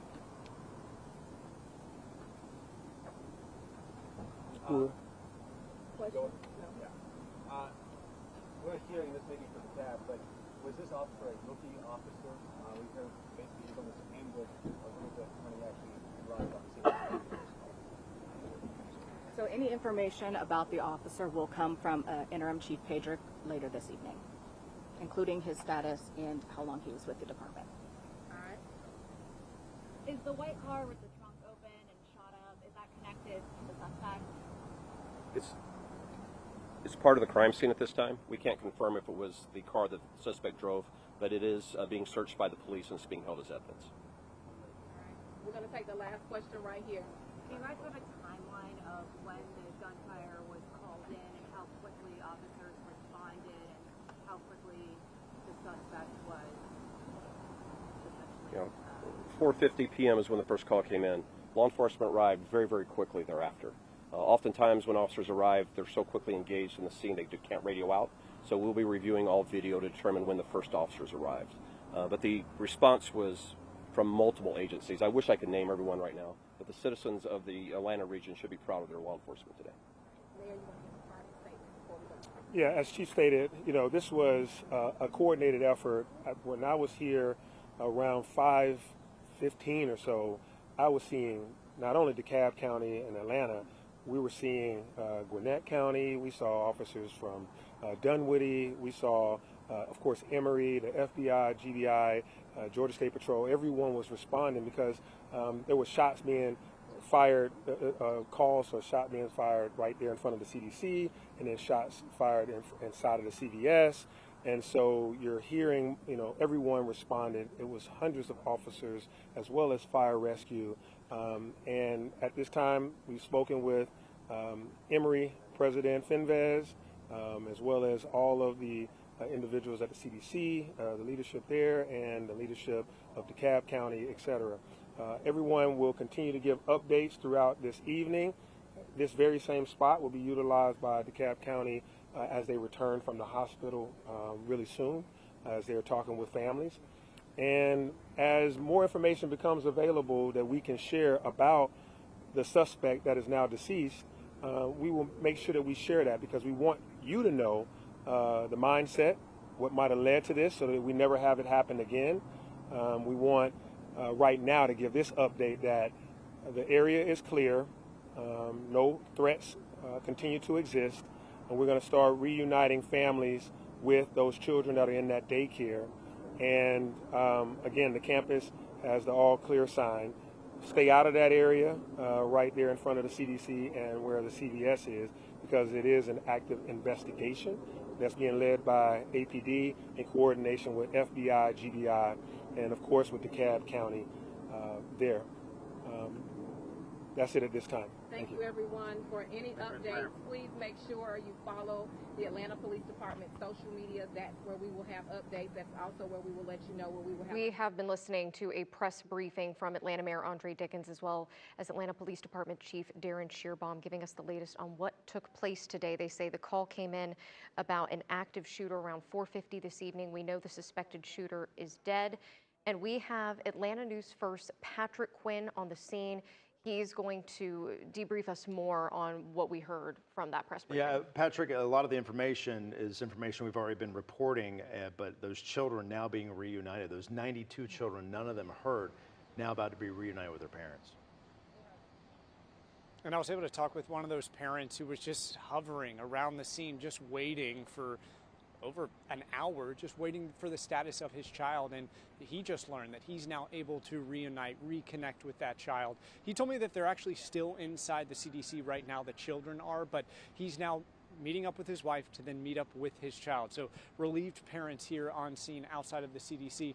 Also wanted to clear up a couple things. Right, as Atlanta Mayor Andre Dickens and as Fire Chief Rod Smick were leaving the scene here, heading to the press conference that you just heard from, I was able to have the mayor roll down his window, and I asked him, were any APD officers injured in this? And he said no, and so we heard a lot more about that during the press conference. The last thing I wanted to update is we showed you some images earlier of a man in a red shirt who was detained at the time, surrounded by officers and ushered into a police unit. I actually was watching that all play out. I continued to watch it, and he later got out of that police unit. His handcuffs were removed, and he actually came over to the side here. So I went up to him, I introduced myself, I tried to get a better sense of his role in all of this, and he said it was all a mistake. Officials initially thought he was connected to the shooter, so they detained him on site. He was in the parking lot, sitting in his car as all of this was playing out, and he said multiple officers thought he was connected with the shooter, so they detained him at the time. They walked him, ushered him with other officers around him, as you saw on our cameras, and they put him into the back of a police unit.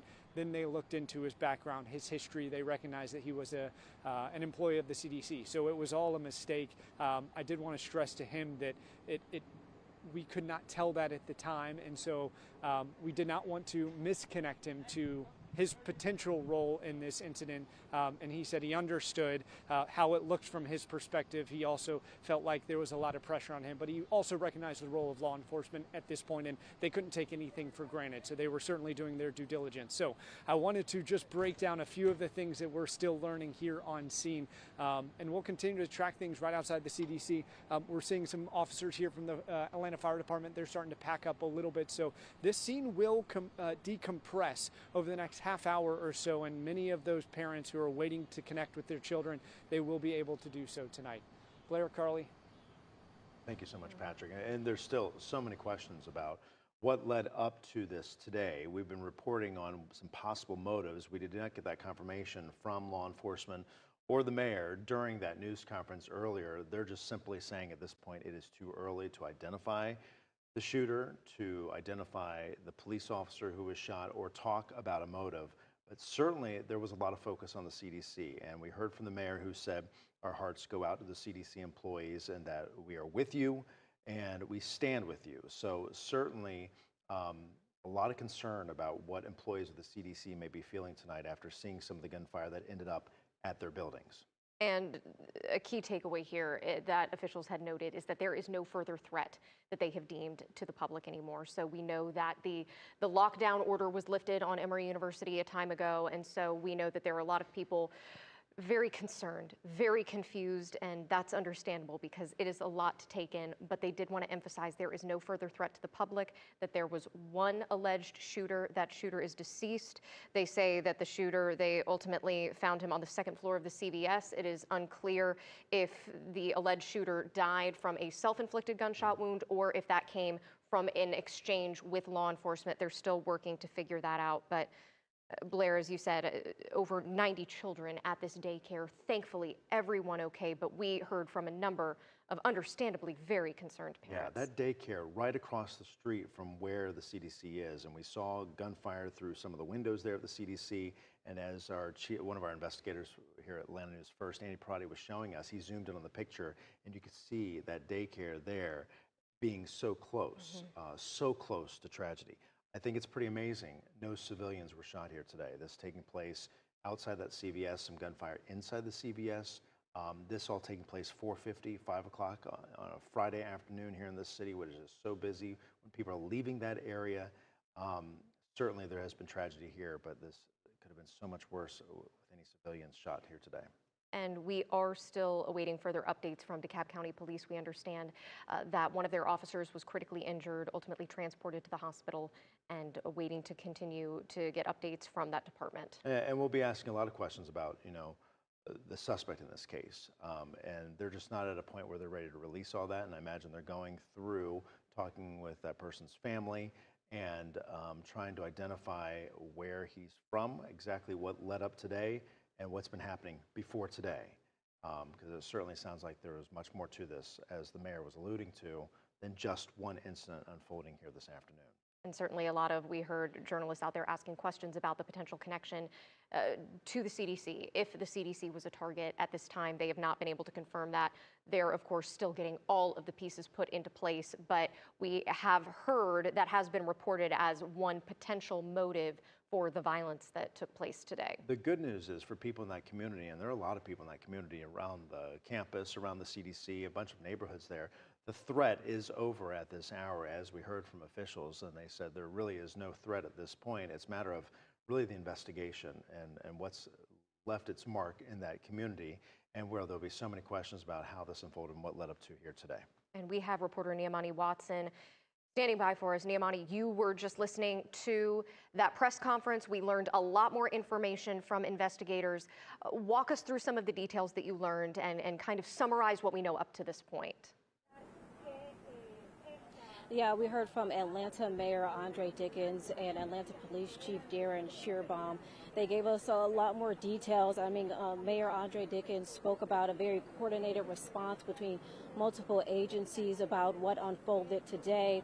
Now, they also said, like you said earlier, 92 children were in a daycare nearby. Again, they are safe, and right now officials are coordinating reuniting the kids with the families. Now, we know around 4:50, that's when we got reports of shots fired. We know that officials or officers responded to the scene, and they found a DeKalb County officer injured, shot. Again, they said that he was critically injured and that he is at the hospital right now. We know that DeKalb County police chief and the DeKalb County CEO is at the hospital speaking with the family right now. Now, when officers were at the scene, they also heard gunshots inside of the CVS at Emory Point.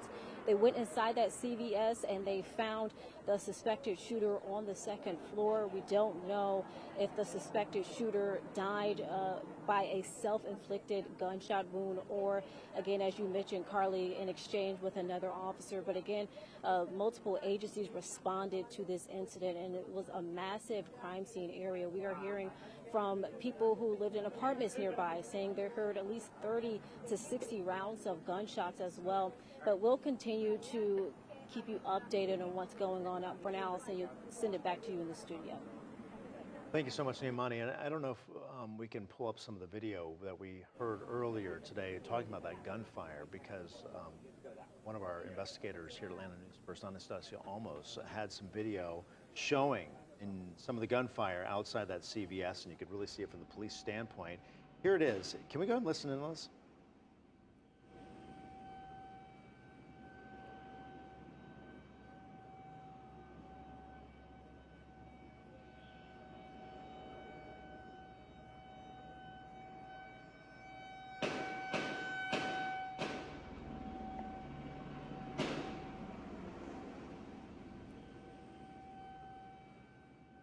So that video is what we obtained from someone obviously working across the street from that CVS there, who described 2 batches of gunfire and described it as a shootout between police and the suspect. And that's some of what police talked about as well. But they also just said that at one point the suspect was on the second floor of that CVS outside there. And it looks like there may be some residential up there. So there may have been a way for that suspect to get up there through some stairs or something. But it's just so chilling to kind of see that unfold. And then she said that happened around 5 o'clock, and police said the incident unfolded right at 4:50. So a lot of gunfire was happening here today. And we see this is from a business across the street. We also heard earlier from someone who says they work at a business next door, a restaurant next door. So as you mentioned, Blair, there are apartments here, there are businesses here, there are restaurants here. And it's still unclear. We haven't pinpointed where all of this began. We don't know where the shooter allegedly first opened fire. Right. We don't know if it ultimately ended at the CVS, if it began at the CVS. And so those are still pieces that we're working to put together. Yeah, because police said this started in front of the CDC campus, and the CDC campus is quite large. Yes. So it very well could have been right there at the CVS. It may not have moved around that much. And so that's something police are going to be piecing together, and they're going to be out there for a while as we show you live pictures there from the scene where law enforcement, other first responders, a wide area that is blocked off there, Clifton Road, where this has taken place today, as they now try to explain the tragedy that has unfolded here today. Yeah, we're looking, this is all taking place in the area at Clifton Road and CDC Parkway, right at that intersection. And we see that law enforcement response is not slowing down, not tapering off. This is still a very active investigation. And as Chief Shearbaum said, they are still trying to figure all of this out for themselves as well. So they were able to give us some preliminary details, but that's exactly what it is right now, preliminary. So this is still, investigators are going to be on the scene all night long trying to work through it. And we are still going to be continuing to work to get answers about the identity of the suspected shooter. Again, the suspected shooter who is now deceased. And as you said, thankfully we have learned that no civilians were injured, no civilians were shot. One thing that was interesting, we heard from law enforcement and officials say that 4 people ended up in the hospital for stress from what happened here today. And you can only imagine, and we've heard from a number of witnesses today who heard the gunfire, they saw people running. You can, and then the parents who were trying to get to those 92 kids, some of them I don't think still have gotten to them. They've had a reunification point, but they're trying to do that now. But the stress of what people have gone through today, experiencing this, is just so devastating for so many people to be that close to something, knowing there was some kind of loss of life. We have Chief Investigator Brendan Keefe on the scene. He is positioned right outside of the hospital where that DeKalb County officer was taken. Brendan, I'm curious, is there a law enforcement response out there? We know that when an officer is down, that there are usually several different law enforcement agencies, fellow officers out there showing their support. Yes, Carly, I was just looking behind me because we have seen a lot of activity. What we have seen is a tremendous amount of DeKalb Police Department cars here. Also DeKalb Sheriff also here, but DeKalb Police mostly here, lots of hugging. We have seen some folks go in, and we are told there's going to be an 8:30 news conference right here next to where I'm standing. We're all lined up for that any moment. And let me just, okay, they're just going to be moving us in a second. I was just listening to make sure I wasn't missing a briefing. We are told that they're going to be out here at 8:30, so that's about 21 minutes from now, giving us a briefing. You heard Chief Sherbaum essentially deferring to the DeKalb Police Department, and out of respect, there is an officer down, and out of respect, they are not going to break any news about another department's officer. And they're going to wait for the DeKalb Police Department to come out and tell us the news. But we have confirmed from multiple high-level sources that a police officer is dead. And that wasn't refuted in that news conference. They were just merely deferring to the police department involved because they weren't there to be able to break that news at the moment, essentially. And also, we are told the family is inside the hospital. And so the family is briefed, the family knows. We always withhold the notification of the death of a police officer until we get that confirmation from the police department involved, because we do want to make sure that we are not the ones informing the next of kin that has happened. But the law enforcement family here, you can definitely feel it. There's this palpable sense of grief. But also, as I mentioned, just before that news conference, when we were analyzing that video that Anastasia almost did such an excellent job describing, the most definitely lives were saved here.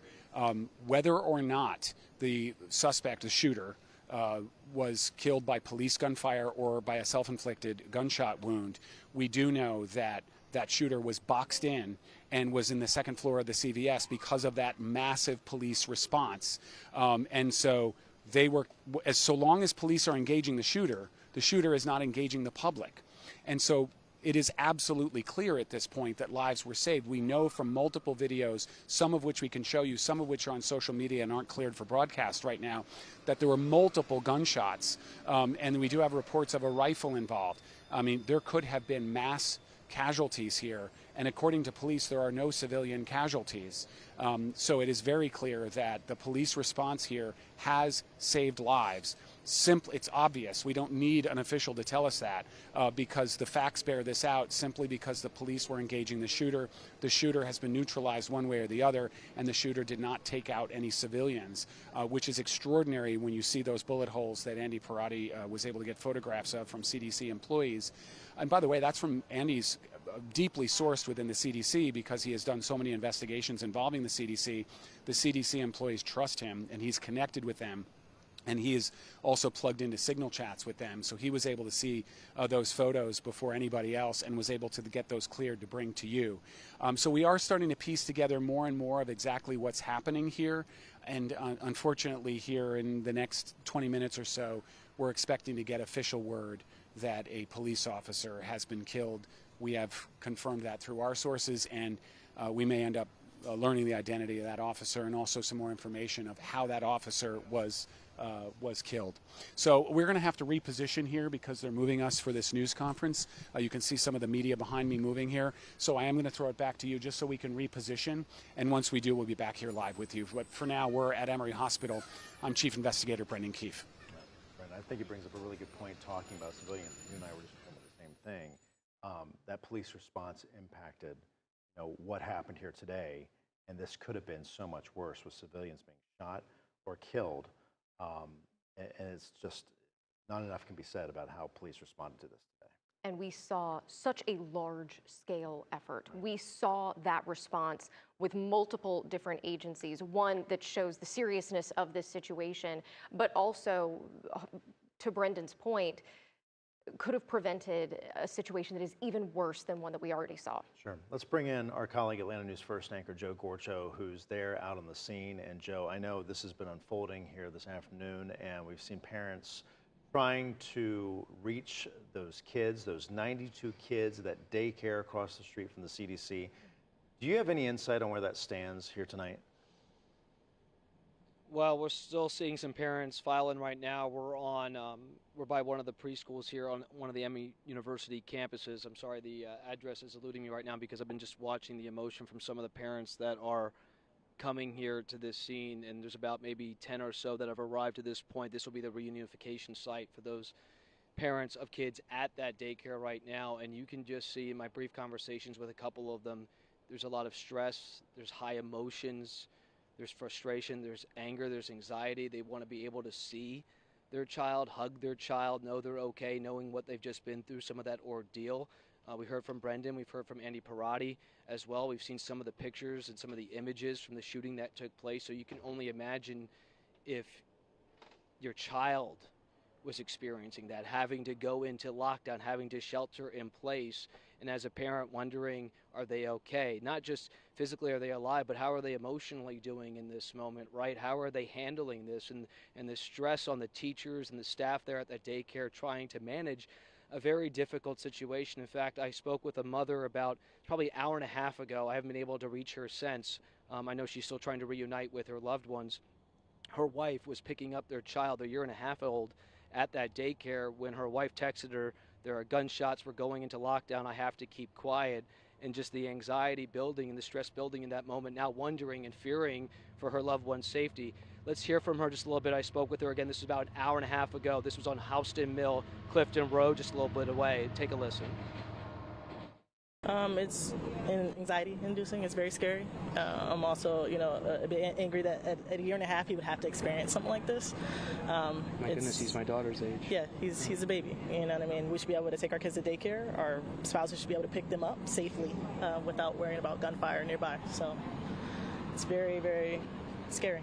May I ask how you found out about the shooting? I received a text from my wife who was picking him up and could hear gunshots and was told that they were on lockdown. So. Your wife was picking your son up and heard the gunshots for herself. Correct. Have you been able to talk to her? I have been able to speak to her, and she's safe. They're safe. So that's relieving in some capacity.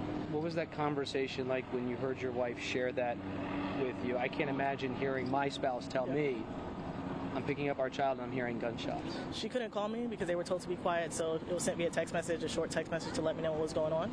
Unfortunately, my car is in the shop right now, so I had to contact a neighbor to get down here, but I needed to get down here, so I need to see my son as quickly as possible, and my wife. Knowing that they're okay, though, and she texting you that, has that helped at all during this just really difficult moment? It does help, but the anxiety is still high. You know what I mean? I still haven't seen them. I still haven't held them, and that is my next priority, to get to them as quickly as possible as soon as they will allow me to.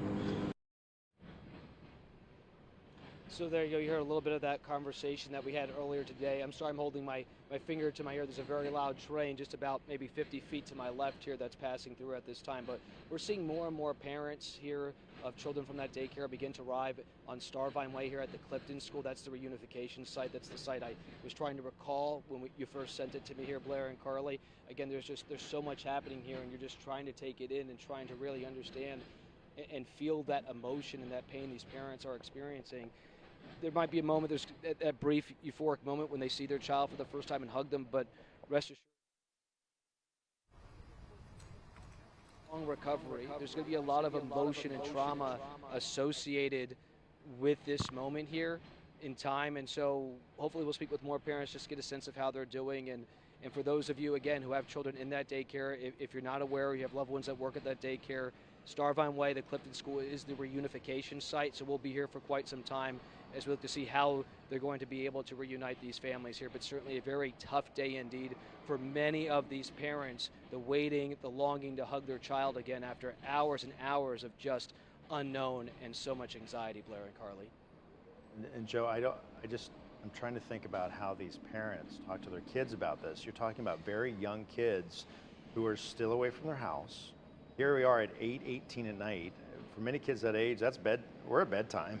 You know, I have 3 kids. You have 2 daughters. You know, and I just think about how do these parents have these conversations with their kids who are going to boil this down to the most basic reality of what the tragedy has happened today and of what they saw and heard. It's certainly, Blair, you're so right, and certainly the age difference too. This is where, you know, I would imagine in the near future there'll be trained professionals to help some of these parents and these families, guide them through these conversations.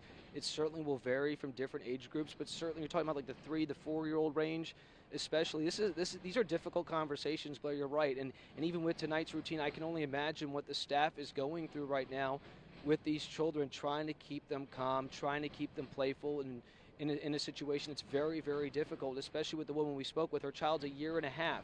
I have twin daughters that are exactly that age right now, and I can only imagine that anxiety of wondering, they're out of routine. How are they holding up? I know how my twin girls are at like 8 o'clock at night, Blair. They're freaking out. They're having meltdowns. They're ready to go to sleep. So this is certainly, and I love my girls. I'm not trying to say anything, but you know, they're a year and a half. But that's the whole point. There's just a lot of anxiety and stress, the unknowns. They're in a different routine right now, and certainly the trauma of being involved in a situation where there's gunfire. You're fearing for your life, and so I can only commend the staff. I haven't been able to speak with anyone, but I did speak with a gentleman whose daughter works there and just got a little bit of a sense of what they were going through. And I really do commend the daycare staff and what they've had to go through today to maintain that level of calm and poise, keep the children in a safe space, in a good mental place during this really tough ordeal. So that's something hopefully throughout the next coming days we can really highlight, Blair, because you can only imagine what that staff was going through. Like you mentioned, 92 children attend that daycare, and that staff really, for these last 3 to 4 hours, have really been pushed to do the best they can to keep calm and help these children navigate this really, really difficult situation. Yeah, and this just wasn't a quick situation either. From all accounts, there was a lot of gunfire. This went over time. I mean, you're talking about a shootout right across the street. So this wasn't just 1 or 2 gunshots. This was 10 to 30, who knows at this point. That's certainly one of the questions, and I think you're right. It's one of the stories that will be coming out of this is, you know, what unfolded in so many of these different parts of our community as this tragedy was happening. Blair, without a doubt, and you know what I'm looking forward to most is just to see those moments, and like I get emotional thinking about it, even some, you know, brief tears for a brief moment, just seeing what that moment will be like when kids can hug, when parents can hug their kids for the first time. We're seeing more and more parents come into the parking lot here at Clifton School, a lot of anxious faces, a lot of like longing moments, waiting for that time where they can see their children again. It's just one of those things, Blair, you probably never think about as a parent, and far too often we're seeing these play out. The mayor, Atlanta Mayor Andre Dickens, was talking about it. This is not just isolated here to Atlanta, toward the Emory University campus and by this daycare here today in terms of this type of shooting. We're seeing these far too often throughout our country at this moment. And there's too many communities that are having to deal with this space. And I think sometimes it's different when you're watching it play out on TV and you're watching news coverage as opposed to being here, being in the moment, and also being around people who are directly affected from this. And Brendan, I thought, said it best. Brendan Keefe, a reporter, senior investigator, said it best. I thought that because of their courageous actions of law enforcement acting swiftly, like you mentioned, Blair, engaging in that shootout, it probably saved lives and civilian lives, and who knows how many lives were saved even within that daycare and the surrounding area because of the way law enforcement moved in so swiftly. I'm sure we'll get more details about what took place in the days ahead, but I kind of on the same page of our senior investigator, Brendan Keefe, in terms of really processing that and how they acted to keep our community safe in really what was just a horrific moment in time. Well, and I think as we learn much more about this, we're only going to learn more about the steps that were taken today and what truly unfolded, and how close this was to being even more tragic than it already has been. Hey, Joe, hang with us for a second. I want you to listen to the soundbite. It's devastating. We were just listening to Atlanta Mayor Andre Dickens. He was talking about those children that you were talking about. Let's go listen to hear what he had to say in this news conference just moments ago. To those parents of those 92 children that are at the CDC, I'm a parent as well. I know your uncertainty and your fear and your concern has been high. We wanted to come give you this message that all the children are safe and that we will be making sure that you get reunited with them as soon as possible. You heard it right there from Mayor Andre Dickens. Knowing that everyone's safe, the 92 children are accounted for, and they're working to reunite them. And this is where the reunification will take place, Starvine Way here at the Clifton School. And again, we're seeing more parents continue to pull into this parking lot, and you see some of them sitting on the ground. They're commiserating with each other, some with their hands folded, some pacing back and forth. I think everyone handles emotions differently, especially when you're in a high-stress situation and really the unknown about how your child's really handling this moment. I mean, that's the thing, right? Think about this, Blair. If you have a child who's, at least at an age where they have a cell phone, you can communicate them in a situation that's as horrific as this, as a shooting event. You can kind of at least get the sense and try to help your child navigate it. Now we're talking about children that are in daycare, that are a year old, 2, 3, 4, and there's no direct line of communication with your child. So I can only imagine how they're feeling right now, knowing all you want to do is wrap your arms around them. So that's kind of the difficulty of this situation, of the wait and the hours that go by, because you can't really speak with your child, and all you want to do is tell them it's going to be okay. Well, Joe, we are hoping for that moment very soon for these families.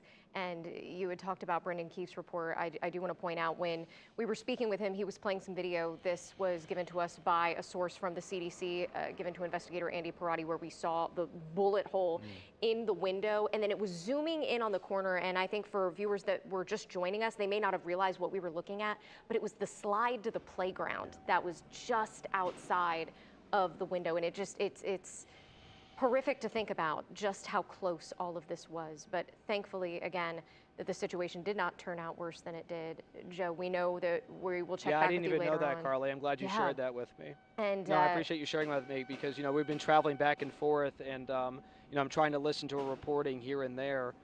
So just even hearing you say that right now, it just puts a lot of things into perspective, even for me, as I'm here on the ground trying to, get a sense of more what these parents are going through. But that's startling. I actually didn't know that's how close it was.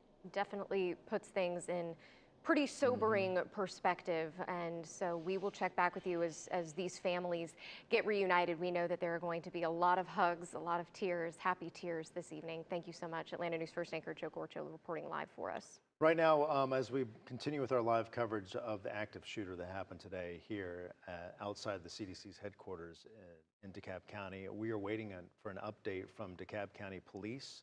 That's what you're looking at here on the a little hard for me to tell because our monitor's reversed on the left-hand side of your screen, I believe, or right-hand side of your screen, and that's where police will be giving us an update on what's happened today from their perspective, because they had an officer who responded to this incident here today. Our sources are telling us that that officer has passed away. Law enforcement did not confirm that in the last briefing, but that was a briefing held by Atlanta officials who were handling that and wanted to defer to DeKalb County. So we will be hearing much more from their perspective here, and we expect that to begin around 8:30, but as these things often unfold, things can change with their investigations, and they can push things back. So that's what we're waiting for to happen at this point, to get an update from DeKalb County Police and their response here today. And we also know that there were a number of DeKalb County police officers outside of the hospital where that officer was taken. We saw from report of Brendan Keefe that family members were going inside of the hospital. We know a number of different officers were there showing their support. And so we are awaiting official word, official confirmation. As you said, we have heard that an officer has lost their life today, and we are waiting to get the official word from the DeKalb County Police Chief. But from all law enforcement agencies, what we witnessed today, bravery, heroism, a coordinated and a very large-scale response from multiple different agencies. And that work does not end at this point, because as we're showing you some video from the First Alert Chopper over the scene earlier today, you can see that response you're talking about, Carly, and that's what happens in these situations. It's this video right here that I think really stood out to us as it was unfolding. We saw officers with their guns out, running over to that CVS, and at the same time, we were getting countless messages from the campus, from law enforcement for people to stay away, that was an active shooter situation, and seeing it all unfold in real time. And I just cannot imagine getting that update to run, hide, fight when you see those words. I mean, I just can't even imagine the fear, the what to even do in that situation. But we have heard from multiple different people who said they heard several rounds of gunfire. We heard from a nearby restaurant worker who says that they were all hiding in the back of the kitchen. We heard from one man who lives at the apartments nearby, said he heard so many rounds of gunfire. At first he thought it was construction, but that he went and checked on his neighbors and made sure that they were all okay. We've heard from parents, as Atlanta News First anchor Joe Gorcha, we were just listening to his interview, having to stand and watch and wait, as we all were, trying to learn what took place and what the severity of the situation was. And now we are going to see, as you mentioned, Blair, the results of this. We know about what has taken place, but now we are waiting to figure out the implications of all of this. We know the tip of the iceberg. We're waiting to learn what may have prompted the alleged shooter to do this. We are waiting to learn more about the identity of the suspected shooter, and in just moments, we are waiting to hear more about this DeKalb County police officer. Yeah, and we know that law enforcement found this shooter and neutralized the shooter. That shooter was struck by gunfire. It's not clear if that was self-inflicted or if that came from law enforcement. What role this officer played from DeKalb County could be significant, and what unfolded here today and what prevented anything more from happening today. As we were showing you the video earlier that our investigative team had obtained and someone had shared with us, showing law enforcement responding, appeared around the CVS, firing bullets. Here it is right here, and you can hear the gunfire. This witness described it as a shootout between police and this suspect, and for it all to unfold right here in the heart of our community, this is something people don't get past very quickly. This a busy Friday evening. We know this is a very populated area, businesses here, restaurants here, people working in the area and studying in the area. And we do want to point out, we have, here we see, this is an image, that's that slide that I was talking about. Again, if you don't know what you're looking at first, it's maybe hard to conceptualize what you're seeing, but that was what appeared to be a bullet hole in the window of the CDC office. And then now we see just how close this playground, this daycare was to where this took place. And despite the law enforcement scene that is out there tonight, we do want to emphasize officials are telling us that there is no further threat to the public tonight. I know that it's hard to quell those fears and concerns when there has been so much activity and so much stress and anxiety. But as you said, they do say that there was one suspected shooter and they are now deceased. And a big question in all this will be the motive and behind all this. And there was some reporting from CNN, and as a CNN affiliate, we were sharing some of that reporting that they were saying the CDC was the target of all this by the suspected gunman. And you really do have to feel for the employees. You know, I know our staff has been speaking with some of those CDC employees today who heard the gunfire, saw their windows shattered from that gunfire, and you know, how they returned to work with everything they have been through over the last year, and now this, certainly thoughts are with them. Just so alarming to see, and I imagine the person who took these images, the CDC employee that provided these images to Atlanta News First, if you work in this building and you see something like that at your place of work, however far from your office, from where you do your job day to day. Again, this is a Friday evening. People probably just about to head home for the day, head home for the evening and enjoy their weekend, and now having to contend with something like this, to have this sort of fear and trepidation at their own place of work. And wondering how you come back to it, you know, honestly, when you go through something like this, you know, I always get so concerned, and you and I have covered, sadly, these things too often, and it's always, how do people respond to this the weeks and months after they experience something that is so so gut shattering? You know, how do you know, everybody moves on, you know, this world moves so quickly, and how do people who truly are impacted by this come back in the weeks and the months, and how do they move forward? It's tough. And of course, it's not even just the CDC employees, but Atlanta News First anchor Joe Gorcho, he was talking about how a police officer was escorting a woman who appeared to be an employee of the CVS across the street, where the suspected shooter was found deceased. This officer was consoling her and helping her, escorting her across the street. We know they witnessed what took place today. We know that they witnessed whatever exchange may have happened that we are hoping to learn more about. And we also know, again, we saw that eyewitness account from the cell phone video just across the street, where they saw law enforcement engaging with someone inside this video right here. So, of course, we know that the CDC employees were affected. We know the CVS employees were affected. And anyone who lives or works in this area had to hear this and, as we heard, probably at first couldn't even process what it was that they were hearing. And all of this, Carly, coming just days after another high-profile incident, also here in Georgia, of course, talking about the shooting that happened at Fort Stewart Army base earlier this week, just days after that. And that was what Governor Brian Kemp had alluded to when he spoke about this on social media platform X, saying that we have had to deal with these two tragic incidents in just 24 hours. Yeah, and the mayor was talking about this. Mayor Andre Dickens of Atlanta was talking about this, and here's some of what he had to say in that news conference. So your question around a number of high-profile shootings, Fort Stewart, here at Emory, and others across the nation and in the state of Georgia, is definitely one that we have to pay attention to. As you see active shooters across the nation, we've just been added to the statistic.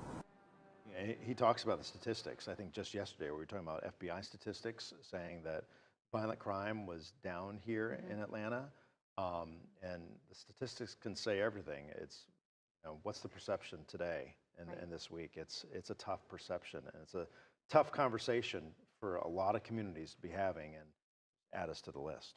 And as Mayor Andre Dickens was saying, this is something they have to look at. This is something they have to consider, and that they have to be aware of. And it's sad that we have to be aware of these things, but unfortunately, the timing of some recent incidents that we have seen here in Metro Atlanta, that we have seen here in Georgia, don't do much to comfort families who may be watching, who are witnessing this, who live in these communities, and say, like you said, Blair, the numbers may say one thing, but I'm seeing right now in front of me something different. That news conference is now getting underway or about to get underway by DeKalb County law enforcement and officials. We expect that to begin here any moment now, where we're expecting an update from DeKalb County Police, the role they played, because some of their officers did respond here today to this incident. It looks like they are maybe trying to get it ready, maybe just a few minutes out.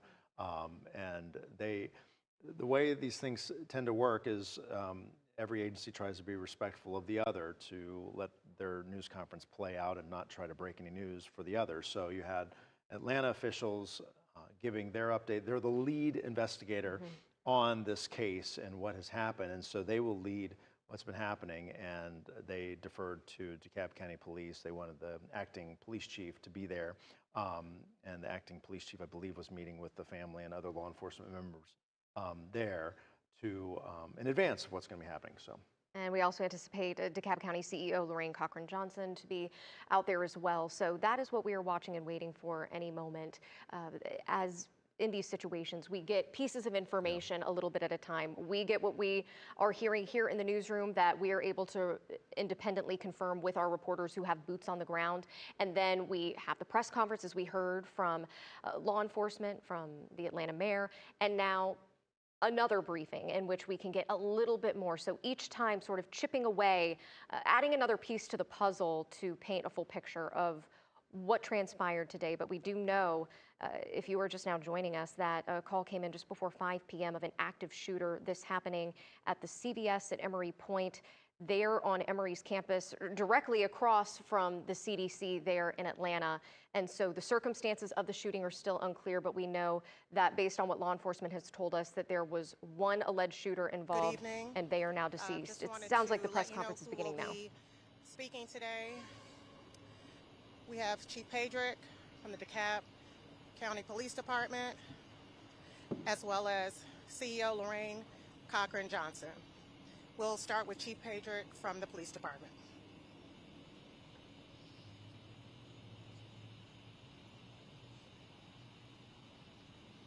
Evening, everyone.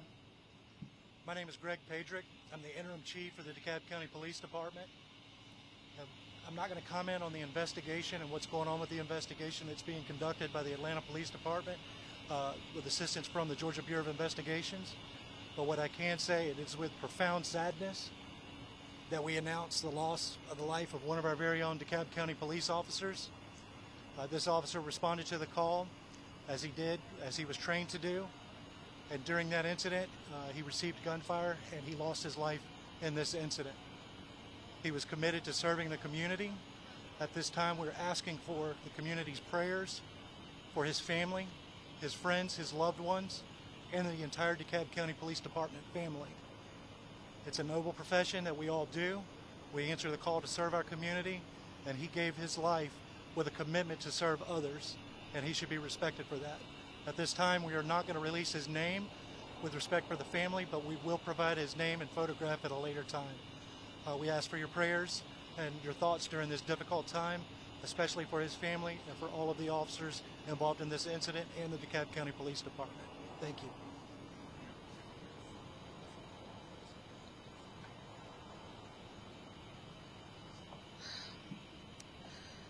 Good evening. Of course, I'm Lorraine Cochran Johnson, DeKalb County CEO. And today is a very dark day in DeKalb County as we stand before you during the loss of one of our beloved officers. This evening, there is a wife without a husband. There are 3 children, one unborn without a father. There is a mother and a father, as well as siblings, who also share in this traumatic loss. This evening, my heart goes out to the family, as well as the DeKalb County family, and to our frontline responders, to our officers, who in this case simply answered the call. These are individuals who run towards danger when we have the ability to run away. So tonight, it is with profound sadness that I stand here and I say to all of those who serve as frontline responders and to our officers that we are here to support you, and to this family and to my DeKalb County family during this time. Let's join together to give this family the support that it needs during this traumatic loss. Thank you.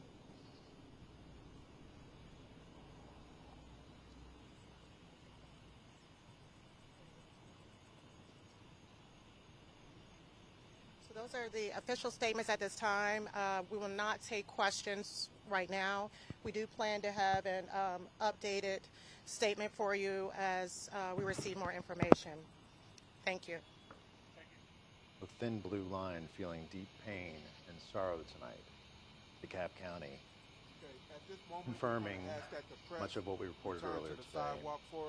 DeKalb County police officer lost his life in that tragedy that unfolded outside Emory University and CDC headquarters earlier today. At this time, they have not released the officer's name as they continue to notify his family, but we have learned that he leaves behind a wife and 3 children. One of those children has not even been born yet. So very sad news to have to report tonight, a very sad breaking update that we have to deliver. It is tragedies like these that bring a community together, but also lead to many questions about why this happened today, and that is something many in the law enforcement community, but also in our own community are asking, why did this happen? That motive has not been released. That's something Atlanta police continue to investigate, and they held their news conference earlier and laid out what they thought, where the investigation stood and what they knew. The shooter is dead, but also tonight, a member of our local law enforcement community is also dead. And CEO of DeKalb County, Lorraine Cochran-Johnson, saying this is a dark day for DeKalb County. So we are going to continue to stay on top of any breaking developments as we continue to learn them. Remember, Atlanta News First is your source for breaking news. We will update you both on air and online.